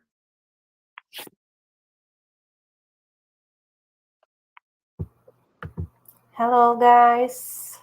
So it's time to ask Natalia some questions. It's very interesting, Natalia. I haven't heard of many of the things you told us about right now, so I'm just taking notes. And yes, sorry. If there is someone else that would like to ask Natalia questions, may them be em português as well, Natalia? Yes, sure, yeah. Ok, se vocês ficarem mais confortáveis, perguntar diretamente em português.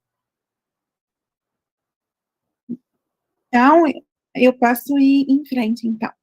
I can go ahead. Se não tem perguntas, ela vai continuar. Ninguém tem perguntas até agora? Ok. Então, Natália, muito obrigada. Thank you so much, Natália. Okay. And just moving to my office because I think the connection is better now. Okay. Sorry guys for all these technical. I was not really expecting. So, okay, that was not really anyway. So I'm going to some materials needed to extract for the extraction of posedities, features, possessed texts. So then for your research, if you are interested in doing research on this topic, you need source texts, you need human translated texts, you need a machine translation engine, a machine translation system, and then you need to input the source text for you to get the empty raw output. When I say empty, it's machine translation, okay? Machine translation output. And also, after that, you need someone to posedit the raw empty output. So you need these 4 text files for you to start your research. So then you have to select the source text.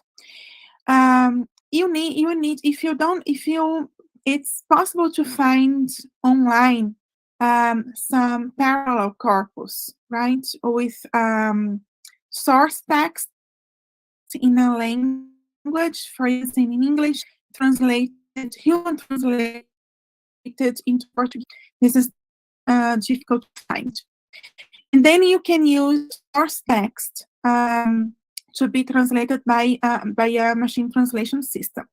The most complicated part is to get the poseded empty output. In this case, if you don't find a corpus that already provides the poseded text, so then you need to hire translators or, I don't know, bilinguals to provide the output.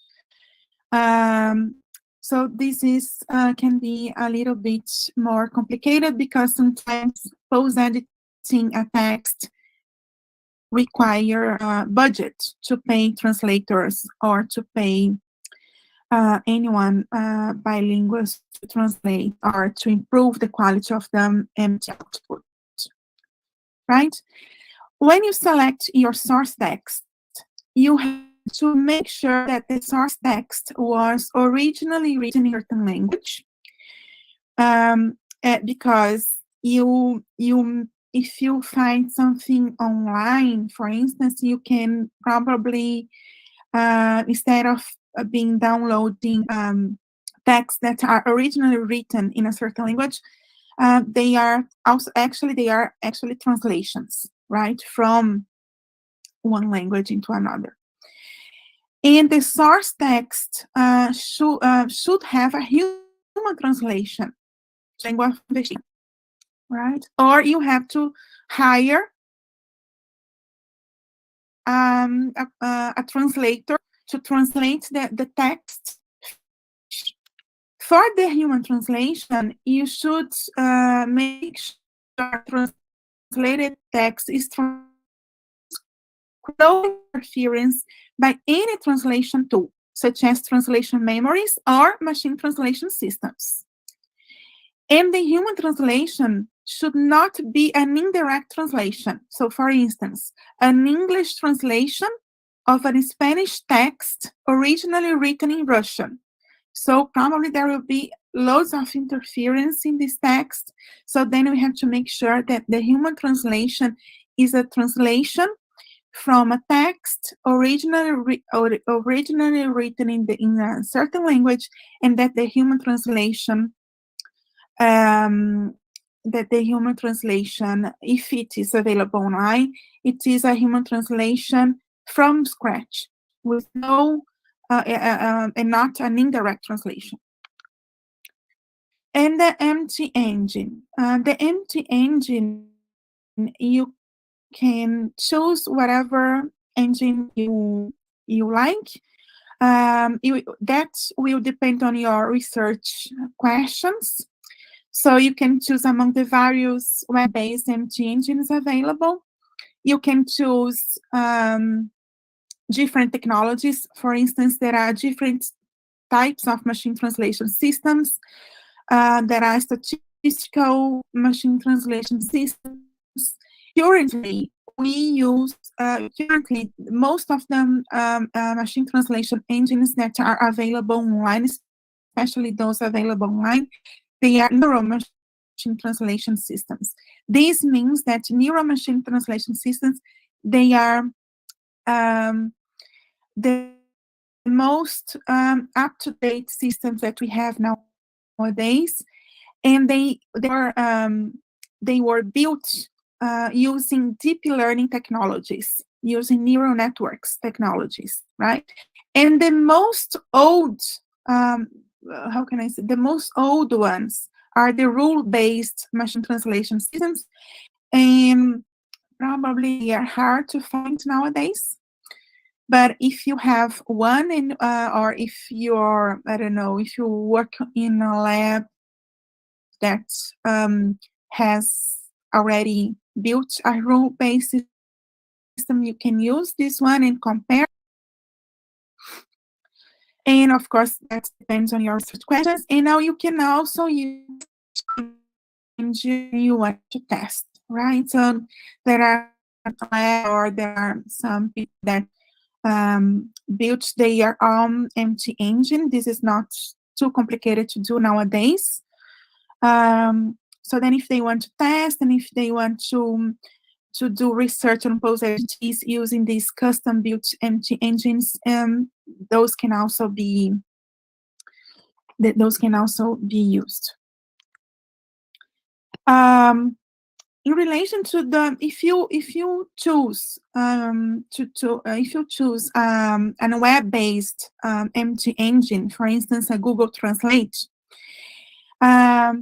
you have to be aware that sometimes this process, for instance, you can use that the option that translates entire documents without changing the formatting, but this process could result in a less accurate output and not translated words or fragments.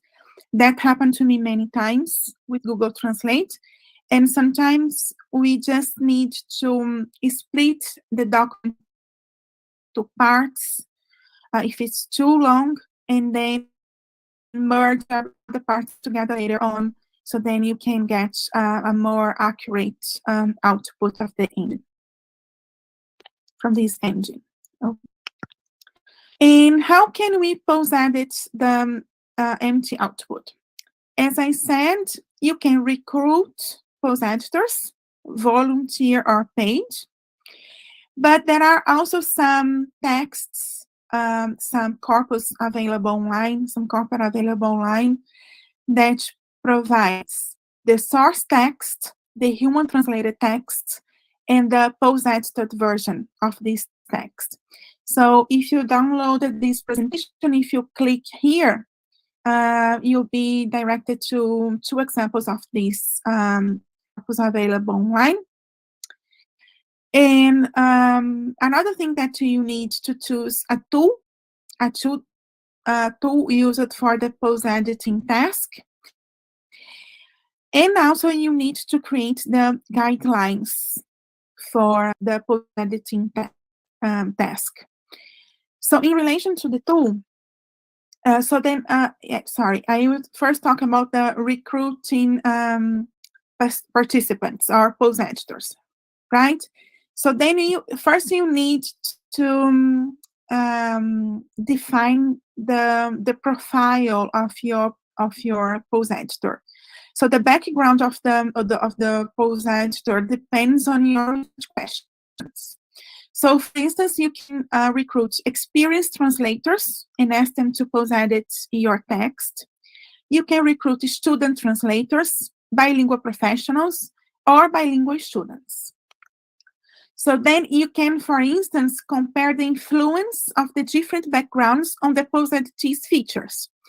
I actually have a paper that compares this background, compare the profile of the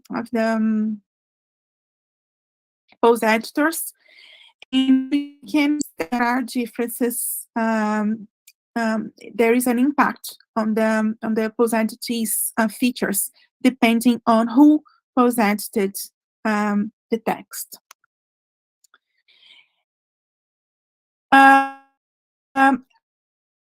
You also have to define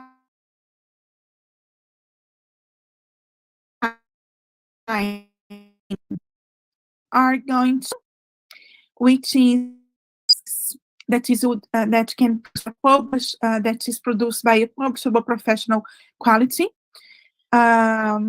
using IMT output.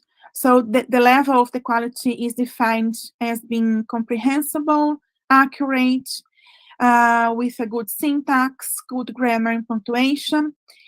Or you can also ask your post-editors to perform light post-editing. So they will just add some few modifications. Actually, they will just check for the fluency of the text, if the text is grammatically correct, and also they are going to make sure that the source message is being properly translated in the target language. So you have also to define if you want the post-editors to perform full post-editing or light post-editing. And then when you also have to provide guidelines, right, to the post-editors.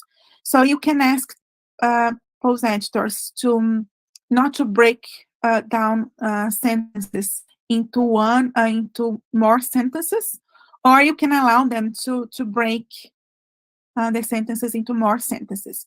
As you can see here, we have a one-to-one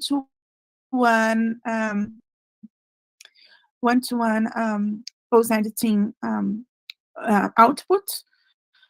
So then we have one source here, one source sentence.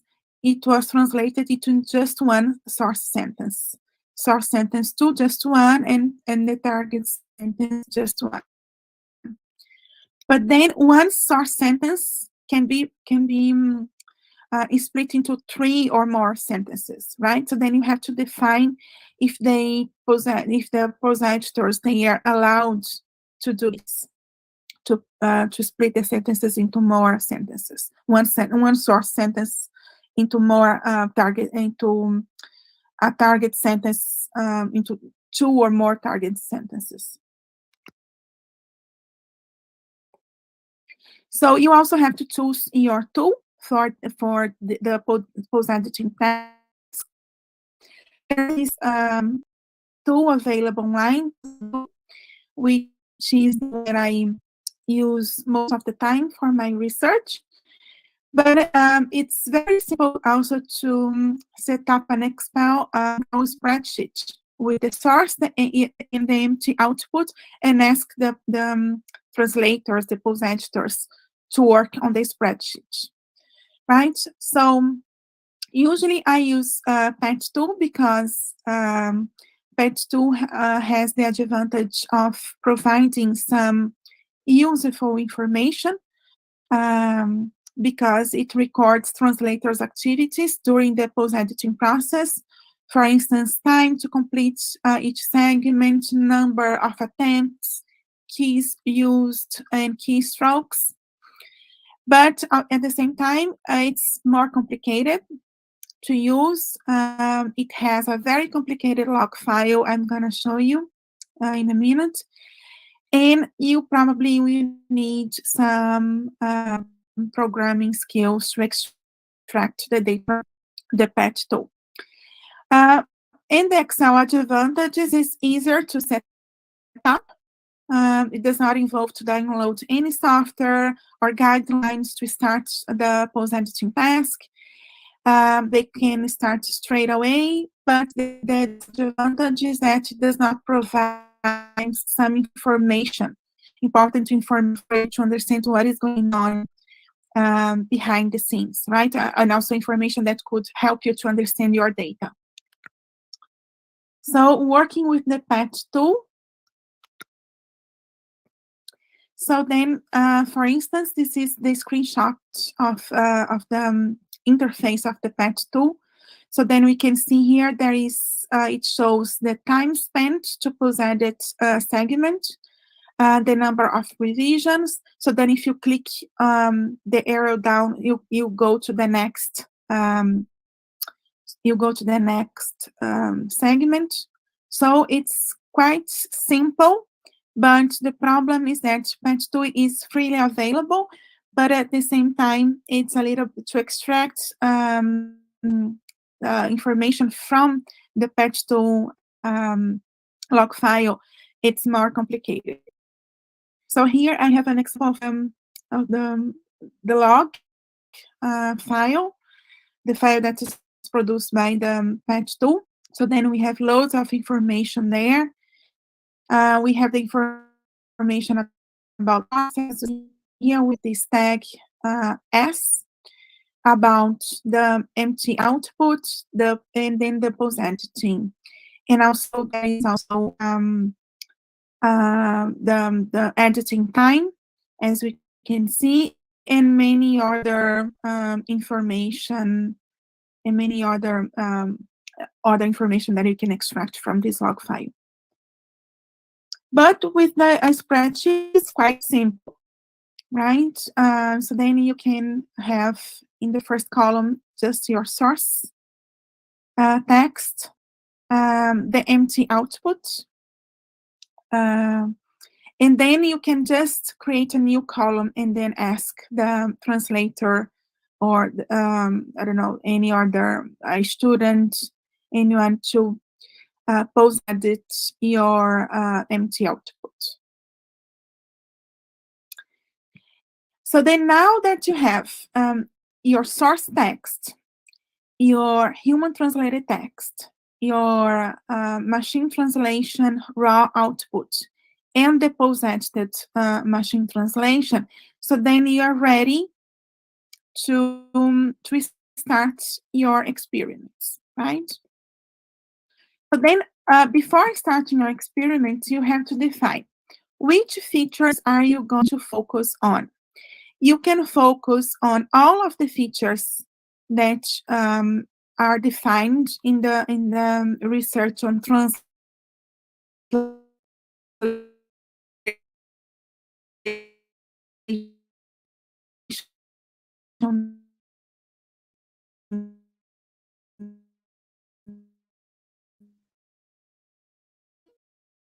features that I'm going to show you later in this presentation. Another thing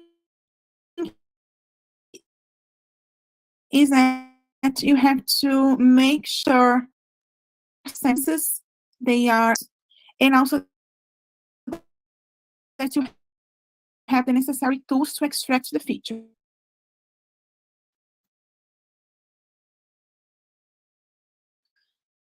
You also need some tools for this research. For instance, programs always good. They are needed, especially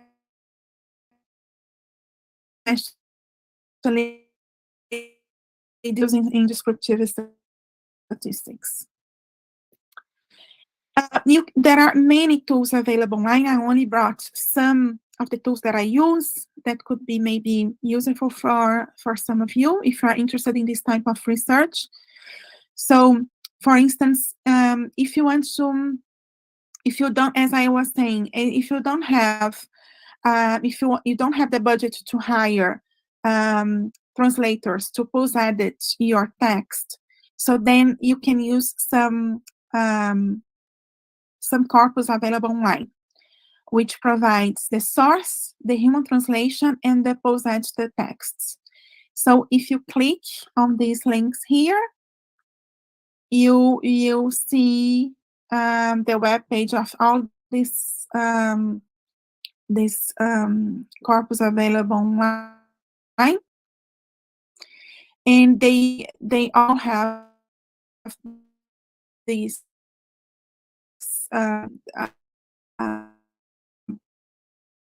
posted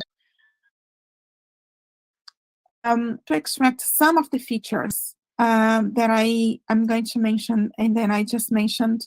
You can use the Wordsmith tool, which is paid. I think there is a free version, but it's very, very limited in terms of features that the free version offers. And you also, as I said, if you don't have the programming skills to align yourself the texts, so then you need a text alignment tool. There are some, and here I show you the NLTK translate module that can be used to align your texts. It's quite very useful for this research. So then if you know Python, and if you are skilled in any other programming language, you can benefit from this library. You need a part of speech tagger. So there are some part of speech taggers that are available to be used in Python. For instance, the SPACY and LTK tagger. UTPipe, it's not in Python, but then you probably need to understand how that can be used, right? So then you need a part of speech tagger anyway. If you want, for instance, to calculate the relation between number of content words and the total number of words in a text, which is called lexical density. So then we need a part of speech tagger. There are also another thing that you need usually that is important for this type of research is to run automatic metrics.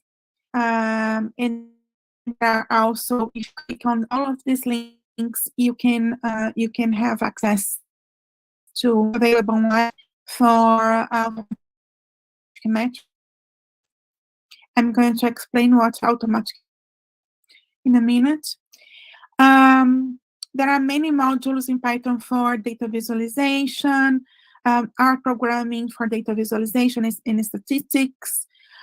text editors for such as Notepad or Atom to check alignment of sentences. So those are the basic tools that you need in this research. And here I am providing examples of these tools, but of course there are many more available online. So I was talking about automatic metrics. Automatic metrics, we use it is a way to evaluate the quality of a machine translation system, right? So to evaluate the quality of a machine translation system, we usually compare with a human translation. There are many. There are the most traditional metrics to calculate to compare these to compare the quality of a system, a machine translation system with a human translation is called BLUE. So then you get a BLUE score. With the BLUE score just show you is to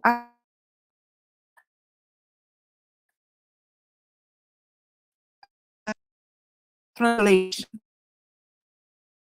The human translation and there are other metrics that are also used that are especially used for the research on post-adjectives. And this metric is called TER, and they will help you to see if human interference distances post-edit the texts from the raw empty output or not. So for you to measure the distance from empty output from human translated text, we use the TER score. So then when you run a TER, you just get a score. With this score, the edits are required for the become the human translation, right? You can also use the 8 TER scores. In this case, you are going to compare how distant the empty output is from the post-edit text, right? So how many edits are required for the empty output to become a post-edit text? So then we use these scores to check if they correlate with the features extracted.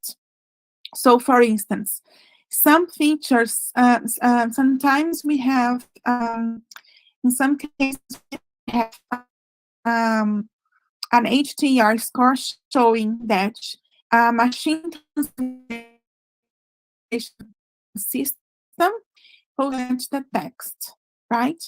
So intuitively, we are going to see, oh, if we get, if my score is showing that the machine translation system is very close to the post-edit text, that could mean that I have the same vocabulary. Not always, because sometimes because these metrics, they are based on the number of changes, but they are not based on the meaning, right? So then probably I have this same amount of those could be different words, right? And sometimes the punctuation can be different, and this is reflected in the score. But that does not mean overall that there is a difference in information load in lexical density, for instance, right? So then sometimes they don't compete. So then this is something that you have to keep in mind. So for the simplification feature, so there are different ways to investigate the simplification feature. As I mentioned, simplification is to test if translations tend to be simpler, easier to understand the original texts. So a way to investigate this is the number of tokens divided the total number of token types, type token ratio. Lexical density, the ratio of the number of content words. Content words are nouns, verbs, adjectives, adverbs, to total number of words. So to extract this feature, you need a part of speech tagger, as I said, because you need to tag each word to see if it is a noun, a verb, an adjective, or an adverb, right?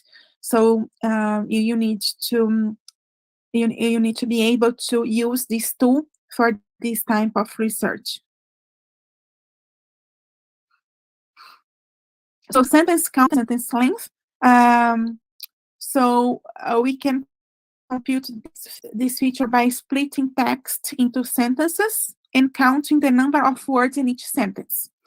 So we can use the NLTK. So then if you have programming skills, if you can program in Python, you can use the NLTK library package available in Python. And there is a built-in function called send tokenize.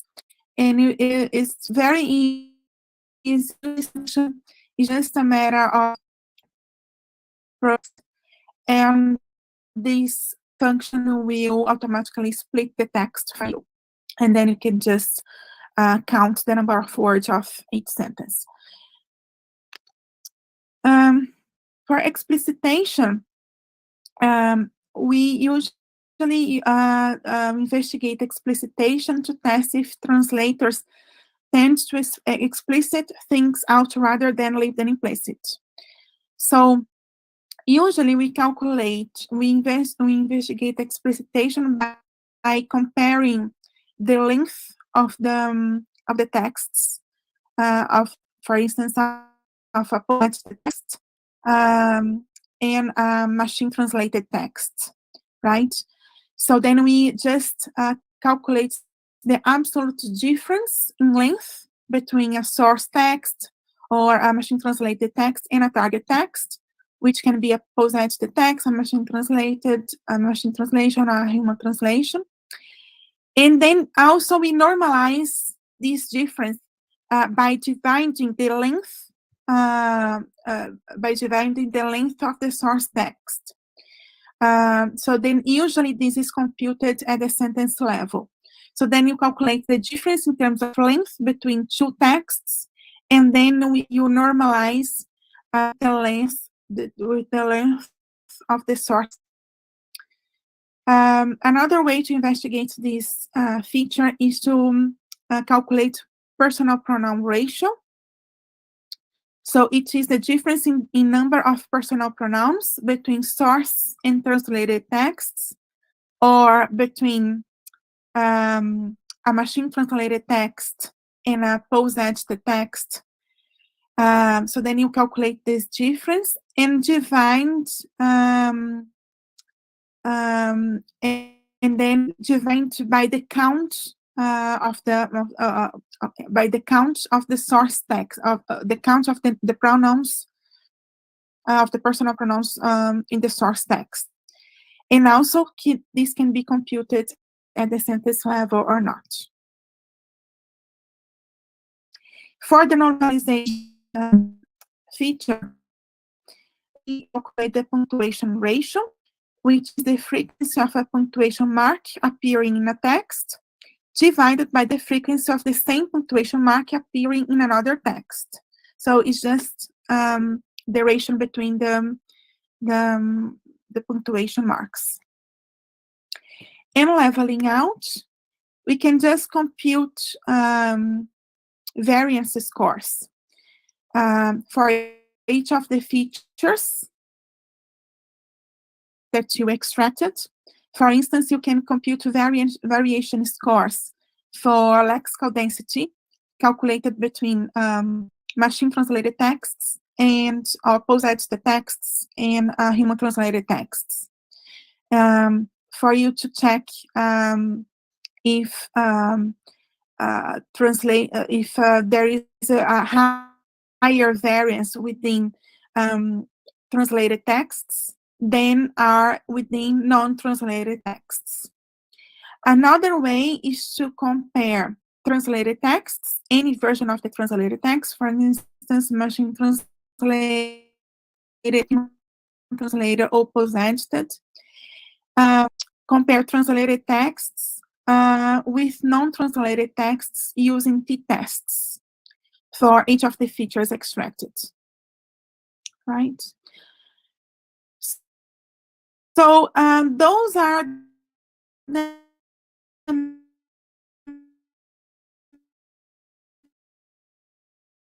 main features, how everything works.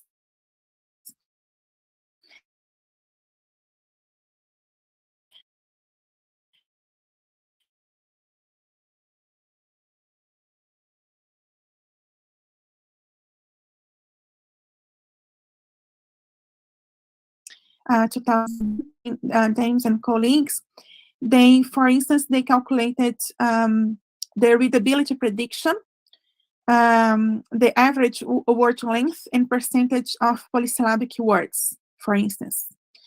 They also calculated syntactic features, for instance, number of subordinating conjunctions, number of passive constructions, average part of speech tags per sentence, and frequency of part of speech tags.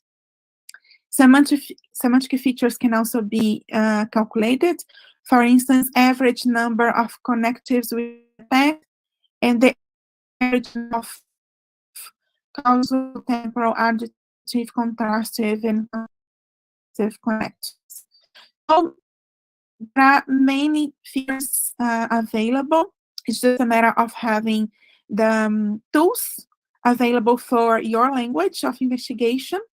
For Portuguese, actually, we don't have good quality, for instance, part of speech taggers or parsers. So this is something that's why I didn't use, I was not able to extract some of the features proposed in the literature. Although they are available, they are not good quality tools for Portuguese. This needs to be improved. And so then you have to be aware of pitfalls when doing research, especially because for Portuguese, tagger and parsers, they are not 100% accurate. There is also difficult. You need to have some programming skills, so they have create built programs for your use case. And also there are differences between the features extracted with different programs. You have to also be aware of this. So for instance, word count between Wordsmith tool and Microsoft Word count. That can be different. Sometimes it also can be different if you have created your own program to calculate the frequency of some words, and then when you compare Microsoft Word count, that can be different. And even if you test and if you count and recount, you see differences. So then you have to be aware and then be consistent using the same tool throughout the research process. And what does the literature show us in terms of evidence for post-entities? So then we already have evidence in the literature that post texts are than human translation. I have a typo here. And also we have evidence in the literature that post-entity texts, they are closer to the empty output and source texts than they are close to the human translated texts. But we didn't find evidence when using computer models. Just one, so far there is just one paper that addressed the question of whether computer systems can distinguish between human translated texts and post-entity texts. And this paper did not find any evidence, were not capable of distinguishing between human translated texts and post-entity texts. But of course, depends on the corpus that you are using to compare and some other variables influencing on the results. My research with Professor Sheila Castillo and Professor Mitkov shows that confirming other papers, other studies, that both texts, they are closer to the machine translated texts and source texts than they are to the human translated texts, and that the translator profile also interferes with the magnitude of this feature. So the more professional the translator, the closer the post-entity text is to the human translation, right? And there is also research showing that machine translation systems cause a general loss in terms of lexical diversity and richness when compared to the human translations. So probably if we observe that post-entity texts and machine translated texts, they have lower lexical density and lower lexical richness, it's probably because there is this bias, this influence of the empty algorithm that translated the text. Okay. And this is a very interesting paper that compared the raw empty output with its human post-entity counterpart for English German and English French. So then they see that the post-entities, they added for the English German language pair, they saw that the post-entities add many changes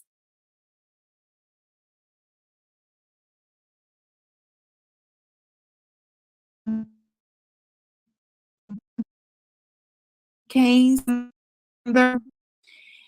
they move terminal in German and relative sentences. For the English French, the adjectives involved function words, involved the deletion and insertion of the function words de or d, I don't know. Stylistic changes were also observed. For instance, changes in the same meaning, and then conflict edits involving punctuation with removal or insertion of commas, changes in part of speech, changes in terminology, and so on. So this actually paper, the theoretical background proposes, right, in terms of simplification, explicitation, normalization. This research shows that actually post-editors, they really tend to change things, and they tend to adapt the machine translation to the target language. They change terminology, they change punctuation, they change syntactic features of the post-edited text, but it's still even human translators, they tend to prefer human translation from scratch. Sorry, humans, readers, right? Users, not users, but readers of translations or readers of post-edited text, they prefer the human translation than the post-edited translation. So the literature shows so far that there are differences between original text and translated text, and that can be automatically distinguished. But it's not possible to say if it's if the a computer system can distinguish between post-edited text. So this is still a research area to be explored. The literature shows that post-edited texts are closer to source texts, and their raw empty output then they are close to the human translated texts. And when post-editing the machine translation, the so-called translation needs seems to be expanded, because the post-editors, they are primed by the empty output, which is in turn close to the source text. So this is probably a case of priming effect, because when we see that a post-edited text is close to the empty output, it's probably because even adding changes in punctuation, changes in terminology, the structure is still the same, and that would be different if the text was translated from scratch, right? So then there is a priming effect between the machine and then another break time. So then I'm ready for more questions before we go for the hands-on session.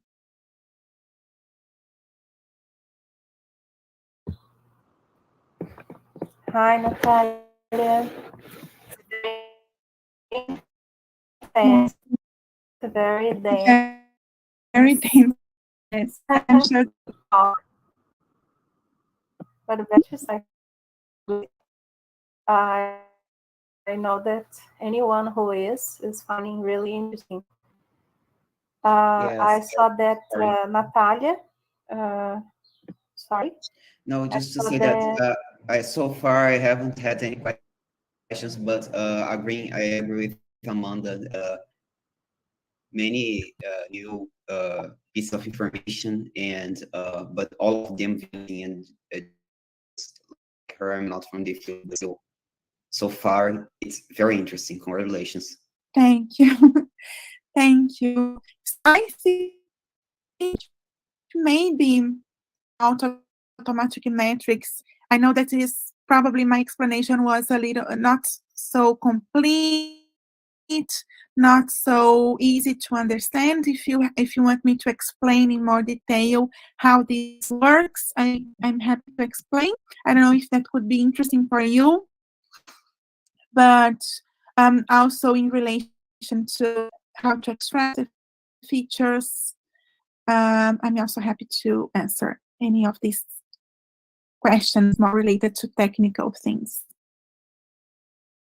No questions? I was thinking just because why you're calling it post-editism and translatism. What do you mean? Yeah.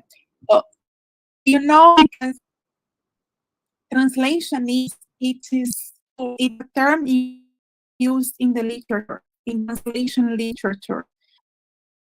That is the language, like Chinese, Japanese. So then we have translationese. It is the language that is typical of translated texts. And it should be a language that is typical of translated texts because it has a proper syntax. It has a proper typical features that that is behind um, um, how can I say, that is behind that type of language. It's a kind of a third code. It's called in the literature that a translation is a third code. And then we are trying to investigate if post-entities, could be the language that is typical of post-entity texts, could be this also a fourth code nowadays. There are if it is a language that is proper of the translated text. Posts.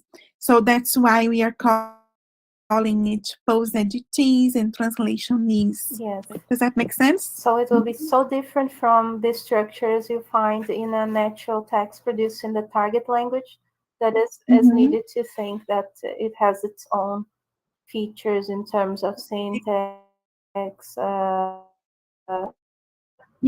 lexical choices, and everything. Okay. Yeah, that's it. Yeah, Thank you. that's Thank it. And then and it's important to these researchers for those editors on what are the challenges that they are going to face during the post-editing process, and also they can inform machine translation developers when trying to improve the quality of the machine translation, right? In order to achieve a more to a human translation than it is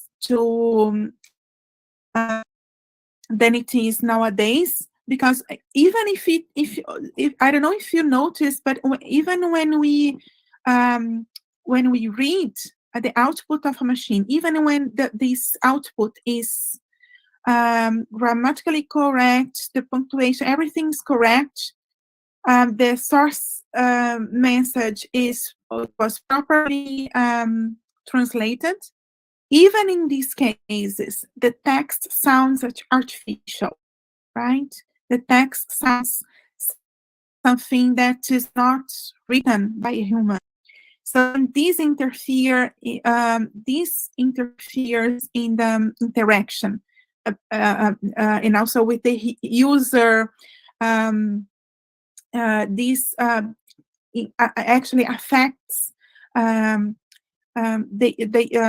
the user perceives the text, right? Although the current automatic translators are really good, right? Google Translator, right? Yeah. It's doing a really good job. For certain domains, right? In other domains, it's not that simple. For literature, for instance, even of course there are differences if it's highly creative piece of text. So the machine is not good at all. They are trying to improve. There is research focused on improving the systems for literature, but it's still far away to get. Yes, of course, and well, figurative language in general, right? I think that it's difficult to have the pragmatic decision for the machine to make the pragmatic decision that we're able to make, right, in terms of meaning, right? They still, yeah, you're right. for sure. Me. Yeah, for some other texts, more technical ones. Yeah, but It's even really the more okay, yeah. technical ones, sometimes they can sound weird. For instance, machine translation is nowadays is very good at translating academic texts, right? They are good at translate academic texts, but they still sound unnatural for native speakers. There is still there are still some features that could be in order to achieve a more natural text, right? So then this type of research can inform developers on where they have to focus and how this can be achieved. Yeah, I said they're really good, but for sure they're not perfect.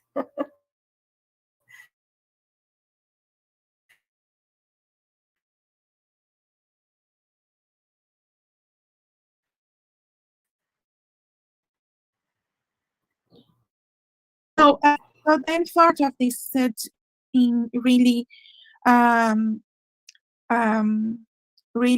experiencing how everything works, I can just show you, give you a demo, and then maybe you could practice at home, or we can do this together here. So it's up to you.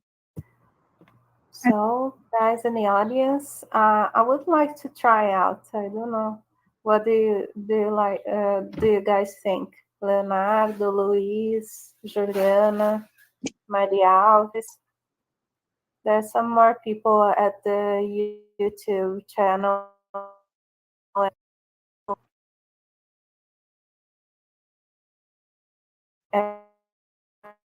YouTube channel, we see that people see the things as well. Yeah. Well, material will be available online. So then if they have the link that I just you can presentation contains all the links necessary for you to for people to download. Students download the material later on if they wish. Okay. Yeah. You would like to just follow your demo, maybe. Is that it, Leonard? Yes. Okay. It's okay. So okay. I'm going to show you. I'm going to give a demo here, and I'm in this. I'm going to use a Google Collaboratory notebook. I don't know if you know what is a Google Collaboratory notebook, but it's just a platform online available on Google, and that allows you to program using Python programming language, right? So it is very good because you don't have to download anything. You can just start programming straight away, right? We just a matter of the code. It's easy. And in this notebook, I'm going to extract some of the features. Those are the features that I could extract using the code that I have there. And I'm going to show you how this can be extracted. And I have here all the links that you need later on if you want to try, or if you want to try now or try later. So if you just click on here, here, here, here, you'll be directed to the files, okay? And there are also instructions on how to install Google Collaboratory and how to upload the files to the notebook. There are instructions how everything can be done here, okay? But then I'm gonna go for the demo right now. I go straight to the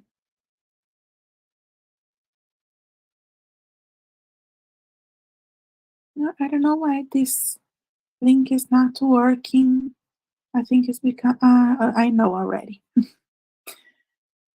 Okay, so the links are here. So I go straight to the Google Colab.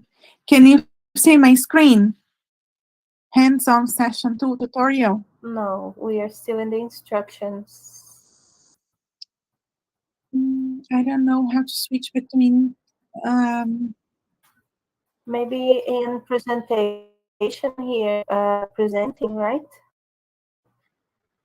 You have the option of And then I'm going to make a tab. A tab. Okay. Okay. I think it's. Can you see my screen? It's opening, yes. Okay. Okay, so then the demo will be based on another data, but if you want to work at home, you have a corpus drawn from the children's tale by Lewis Carroll, Alice's Adventures in Wonderland. And the corpus is composed of a source text with 250 sentences that are all aligned with their human translation into Portuguese, and with the raw empty output in Portuguese. It was translated using Google Translate, and the post-edited version of the raw empty output. Okay, so then you're going to use the when you download this presentation, you have the link for you to access this corpus. Okay, with all these files. So then in this code, you can calculate sensitivity, variety, mean sentence count, pronoun ratio, length ratio, and punctuation ratio, okay? And then you can also download a spreadsheet. If you click here, so then for you to, I need to share again another tab, just for you to see what I'm talking about.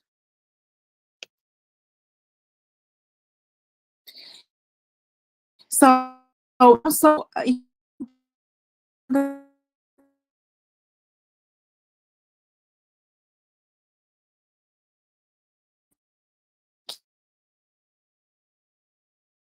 can download this spreadsheet. It is where you can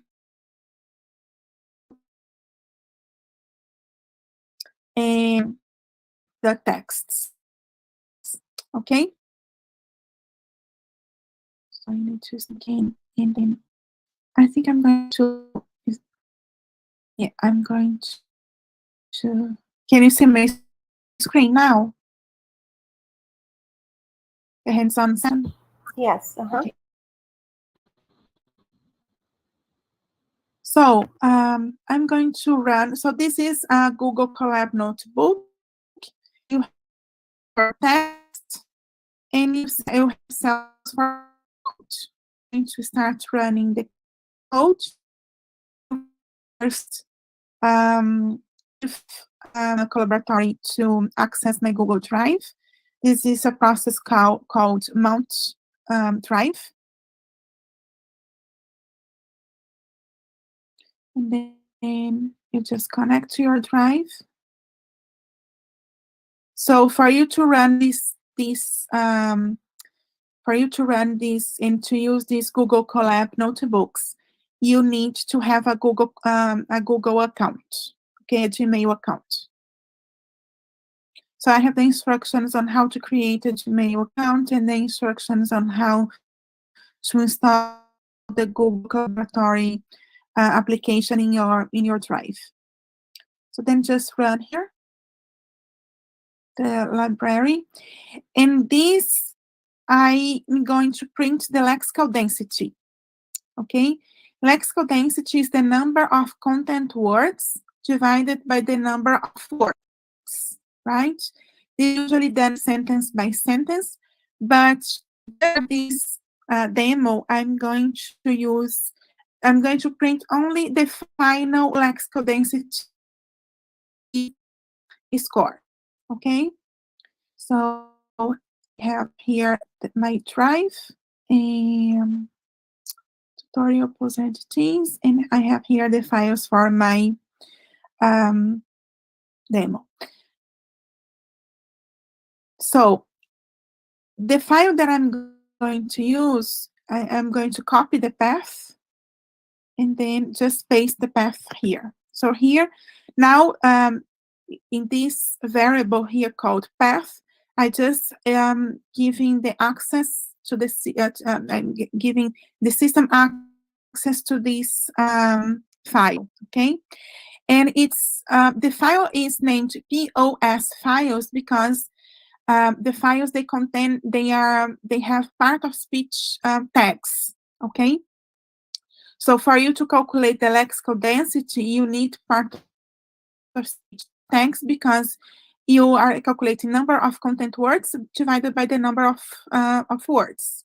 So if I'm calculating here for HT, significa human translation. Significa means human translation. Portuguese and English in my head.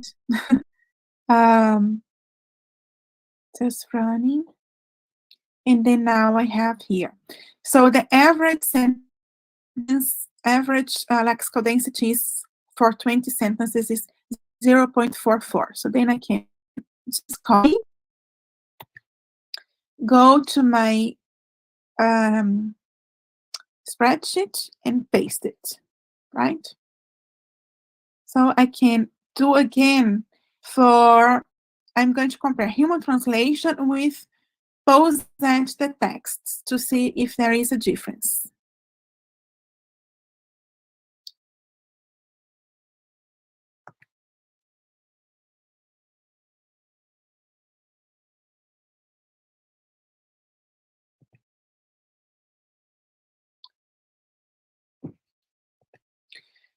Can you see a difference here?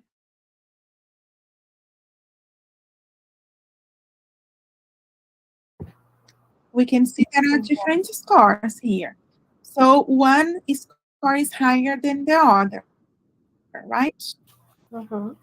So human translated texts, they have a higher lexical density when compared to those the texts. That means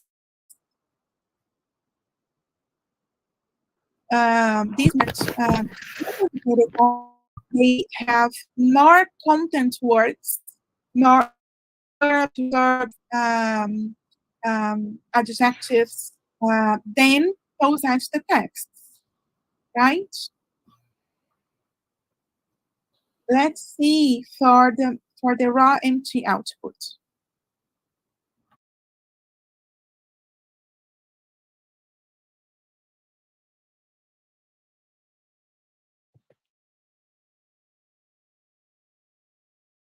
So it's also lower.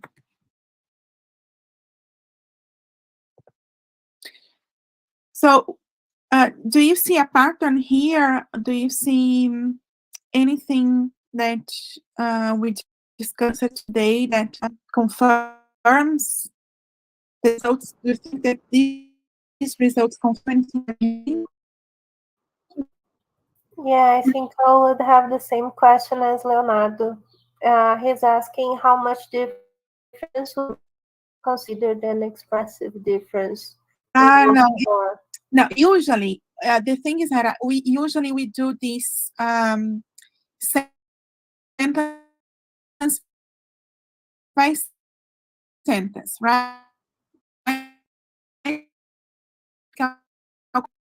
That's sentence by sentence. If you see sentence by sentence, and then we calculate the tests based and then to see if there are statistical differences between the texts.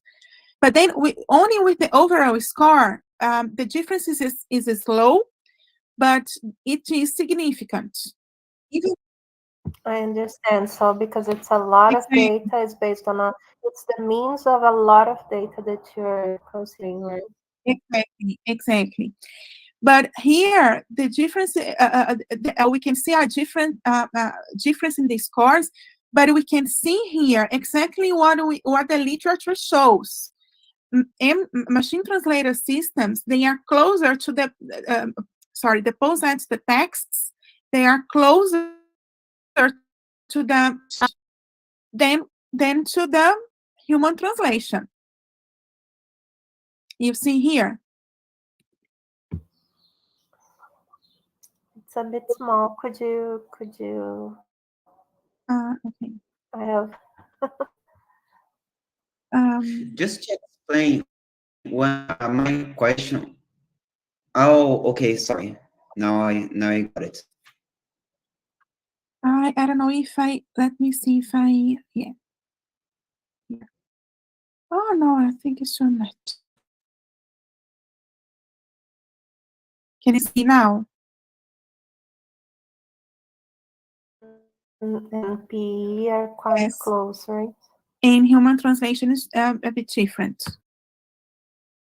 You see, in terms of lexical density. I do a lot of people for human translation. Interesting, right? Well, it's as you were saying, right? So let's see another example. Let's see in terms of punctuation. We can see in terms of punctuation. We can see in terms of noun, for instance. We can compare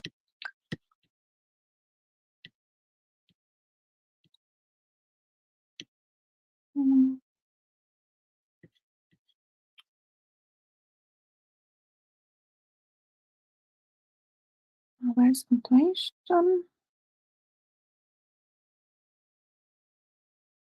Oh, here. So for this program, what we need for us to run this code, we will need the files named sentence boundaries. Okay, so there are some files that start with POS, that means part of speech, and then other files that ends with sentence boundaries. Okay, so let's compare then human translation, just paste your path here, and then it will print the frequency of some punctuation. So let's say there are 16 comma marks. Okay, there are 16 in the human translation, right? In the empty output, there are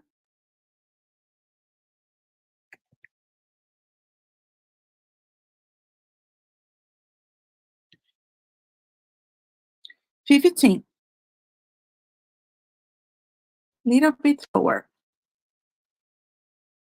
Let's see what the post editor did in this text.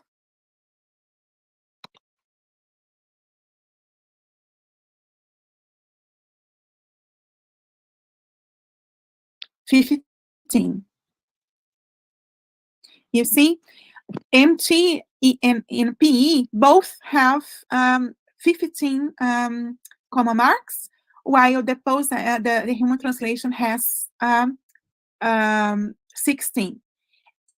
And let's check if it's close to source. Let's see the source. Probably the source has 15 as well.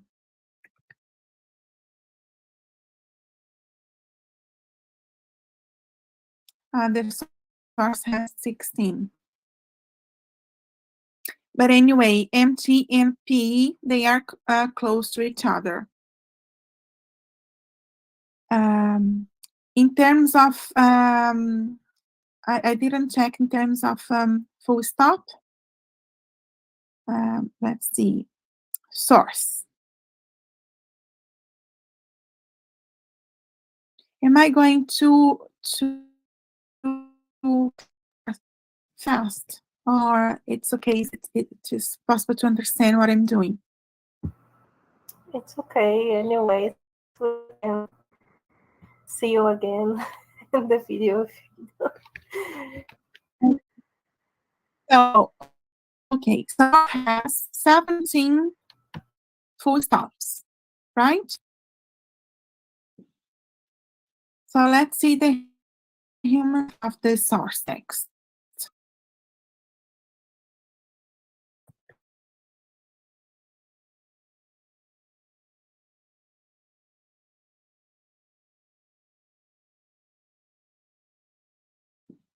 "19" is 2 more full stops into two the sentences into more sentences. That's why there are more full stops here. So let's see the machine translation version.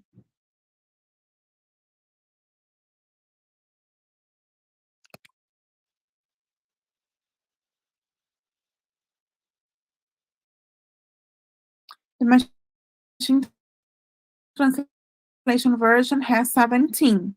So the machine translation version follows the source. And probably the post-edited version follows the MT that follows the source.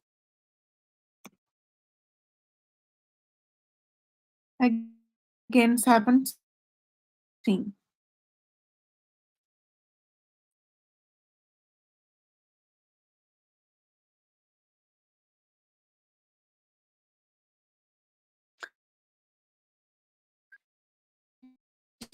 Is and to this priming effect. So then this priming effect happens between the system, the machine translation system, and the translator.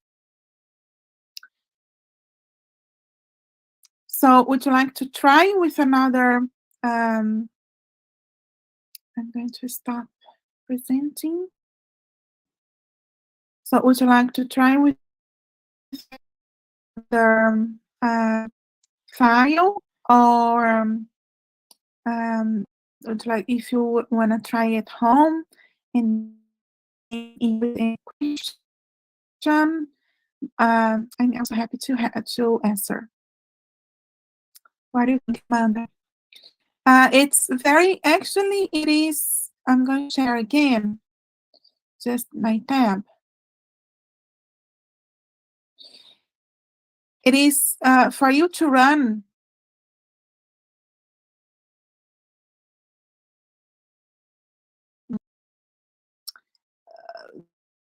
the files.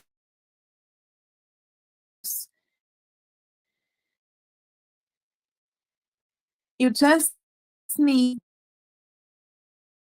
if you, for instance, I have here my Google Drive, right? You just drop here, upload folder uploads. You can upload a folder. Let me see, desktop.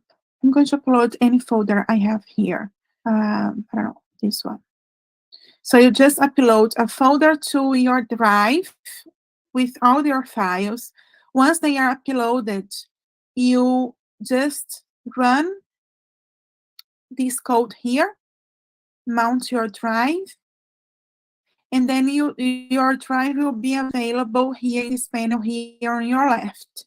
And then you navigate until your folder, and then you can just click on these 3 dots here, and then copy the path, and then for the files that you have in that folder. And then once you click on copy path, you just paste where it is informed here.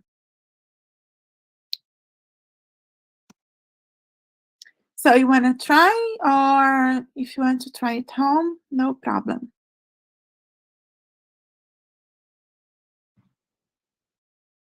I think I prefer to try it out later because I think I have to review some things before that. Yeah, things are not clear. No, They are, I think, but yeah. Yeah, things are. If I can, maybe I'm speaking for myself, but you made it as possible. But for example, for me, I don't have a lot of experience with translation, this your type of research, and with programming. So even the most basic script that you would show me, I would already be overwhelmed. So, the point of what you are doing, what you are showing, is very clear, and the resources that you made available are fascinating. Okay, Leonardo, well, this is, you don't have to care about the code itself. You can just, it's just a matter of copy and pasting file path, right? Natalia, but even if we're not your specific public, I'm sure that there are others. There are others that didn't have time to attend at this time your talk. But for instance, Arlene Colvin is very interested in your talk, but she couldn't be here at this time, and she would like to do it later, right? She would like to experiment with it, I'm sure. So, mind that anyone who is Yeah. Now, really, this tutorial, it was more focused on people that is interested in evaluating machine translation, or it's more involved in the translation research, right, or machine translation research. But, well, I tried to do things even for public that is not familiar with this kind of tools. But it's very understandable. Don't worry. It's very understandable, even for me and or for Leonardo, Okay. as I could understand. That's why I created guidelines on how, if you want to try, of course, and how things can be done using Google Colab, using Google Drive, and everything. Well, if you want to try, I know that probably this is not your field of interest, but if you want to try, you don't have to care about the code. It's just to copy and paste the path, and that's it. Okay. Well, this is what I had to offer and to show, to contribute to this conference, Amanda. Thank you so much, Natalia. It's amazing. I could learn a lot with you today. I'm sure that people in the audience, ones that would watch the recording later, right, will enjoy and at some point, even if us that don't work directly with translation, if we need to use translation, we'll really our workshop here. Thank you so much. Thank you for accepting this invitation. I know that you're very busy, and it was very nice to see you again and to have the chance of I know. We see each other for a long time ago. Almost started 2000, back in 2000. No, don't say it, otherwise we're getting old. But to be honest, I don't really remember the date. It was around, yeah. Raising hands. Okay, yeah, Leonardo, please. Can I ask you a question that is not specific about your presentation, but related to the theme? Yeah, of course. It's a bit more general. Based on your knowledge of the field, do you think that do you believe that machines will surpass human translators? No, I don't think so.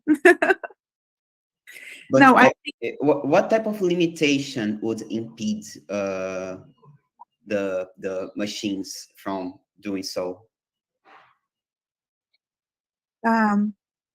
Well, there are many limitations that can prevent machines to become human, humans in quality. One of the problems is as seen earlier, for instance, have figurative language in translation,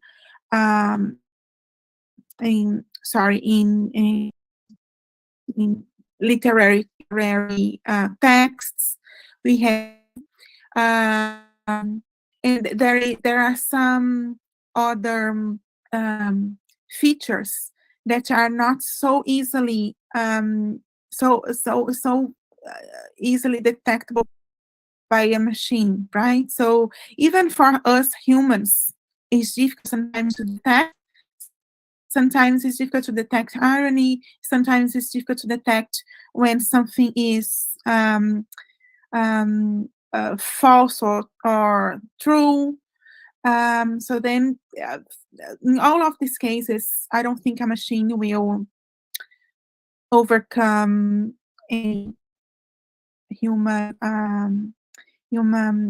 I don't know, ability. But we always make a judgment, right? Based on our perception, right? Yeah. Our perception is guided from so many variables, right? Cultural, social. Our background or our experience with some situations, right? So there are many variables that influencing our perception of things and our understanding of things. Will become as intelligent as humans, but I think they can improve. I think to increase in productivity, they can help humans.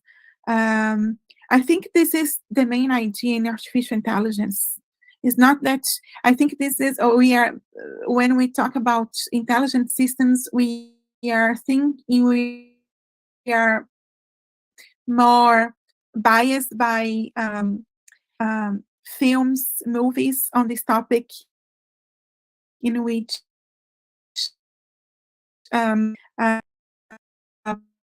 there are some characters that become similar to humans.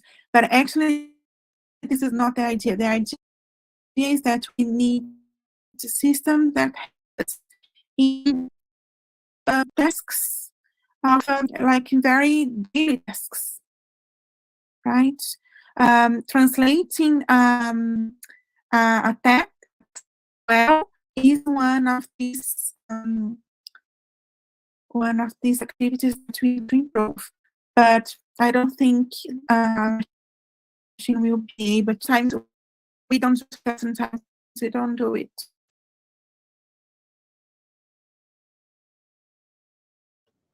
Yeah, true. Yeah, Yeah, thank too. you. Yeah, Yeah. exactly. We fail as well, right? We fail to interpret it as well. Yeah. Okay, guys. So, any more questions, Leonardo? It's very good. It was a very interesting. Leonardo is a student. Sorry. Leonardo is a student. No, I just met him at the conference. He has a presentation later, but participative, very interactive with the. It's another way of saying that I just won't shut up. It's a good. Well, if you were saying silly things, then right, we would ask you to shut up. But no, it's not the case. It's very interesting. It's always Sorry. It's always good to have questions for us, right?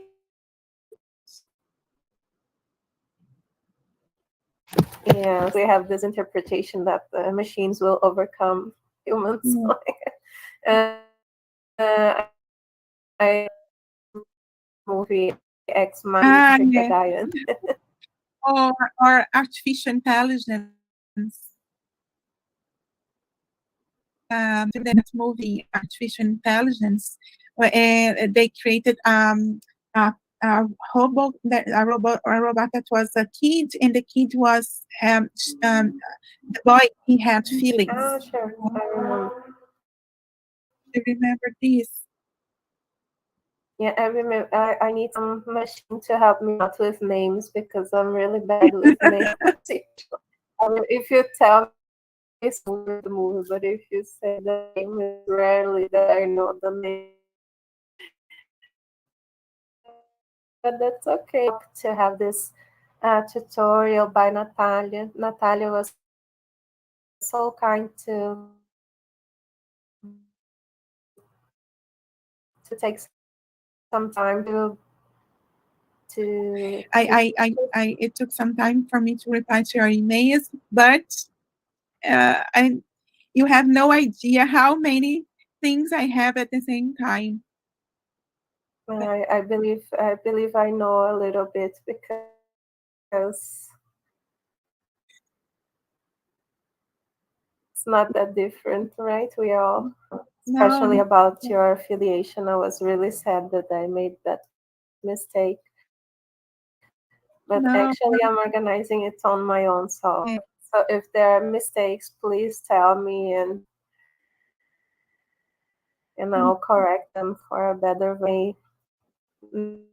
Now I have some help from my students.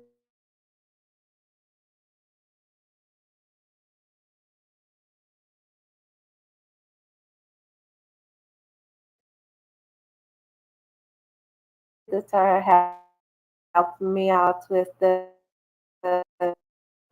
technology, helping me out. There's also so for these days of the conference, I'm having some help, and it's like the topics, right?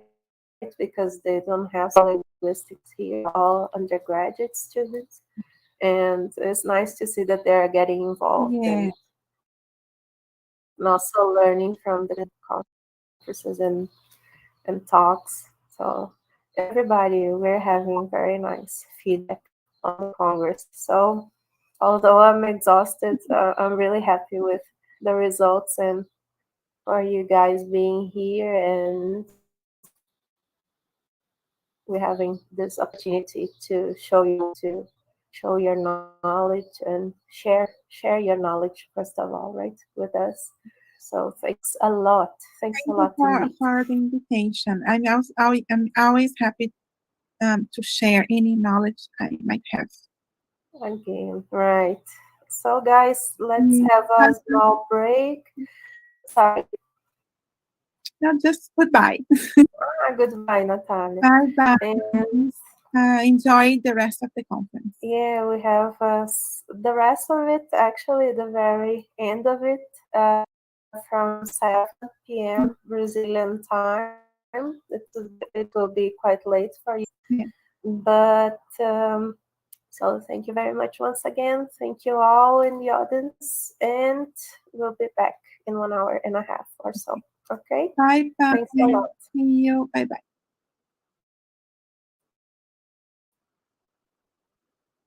Bye. Juju, pode cancelar lá para nós terminar o streaming, né?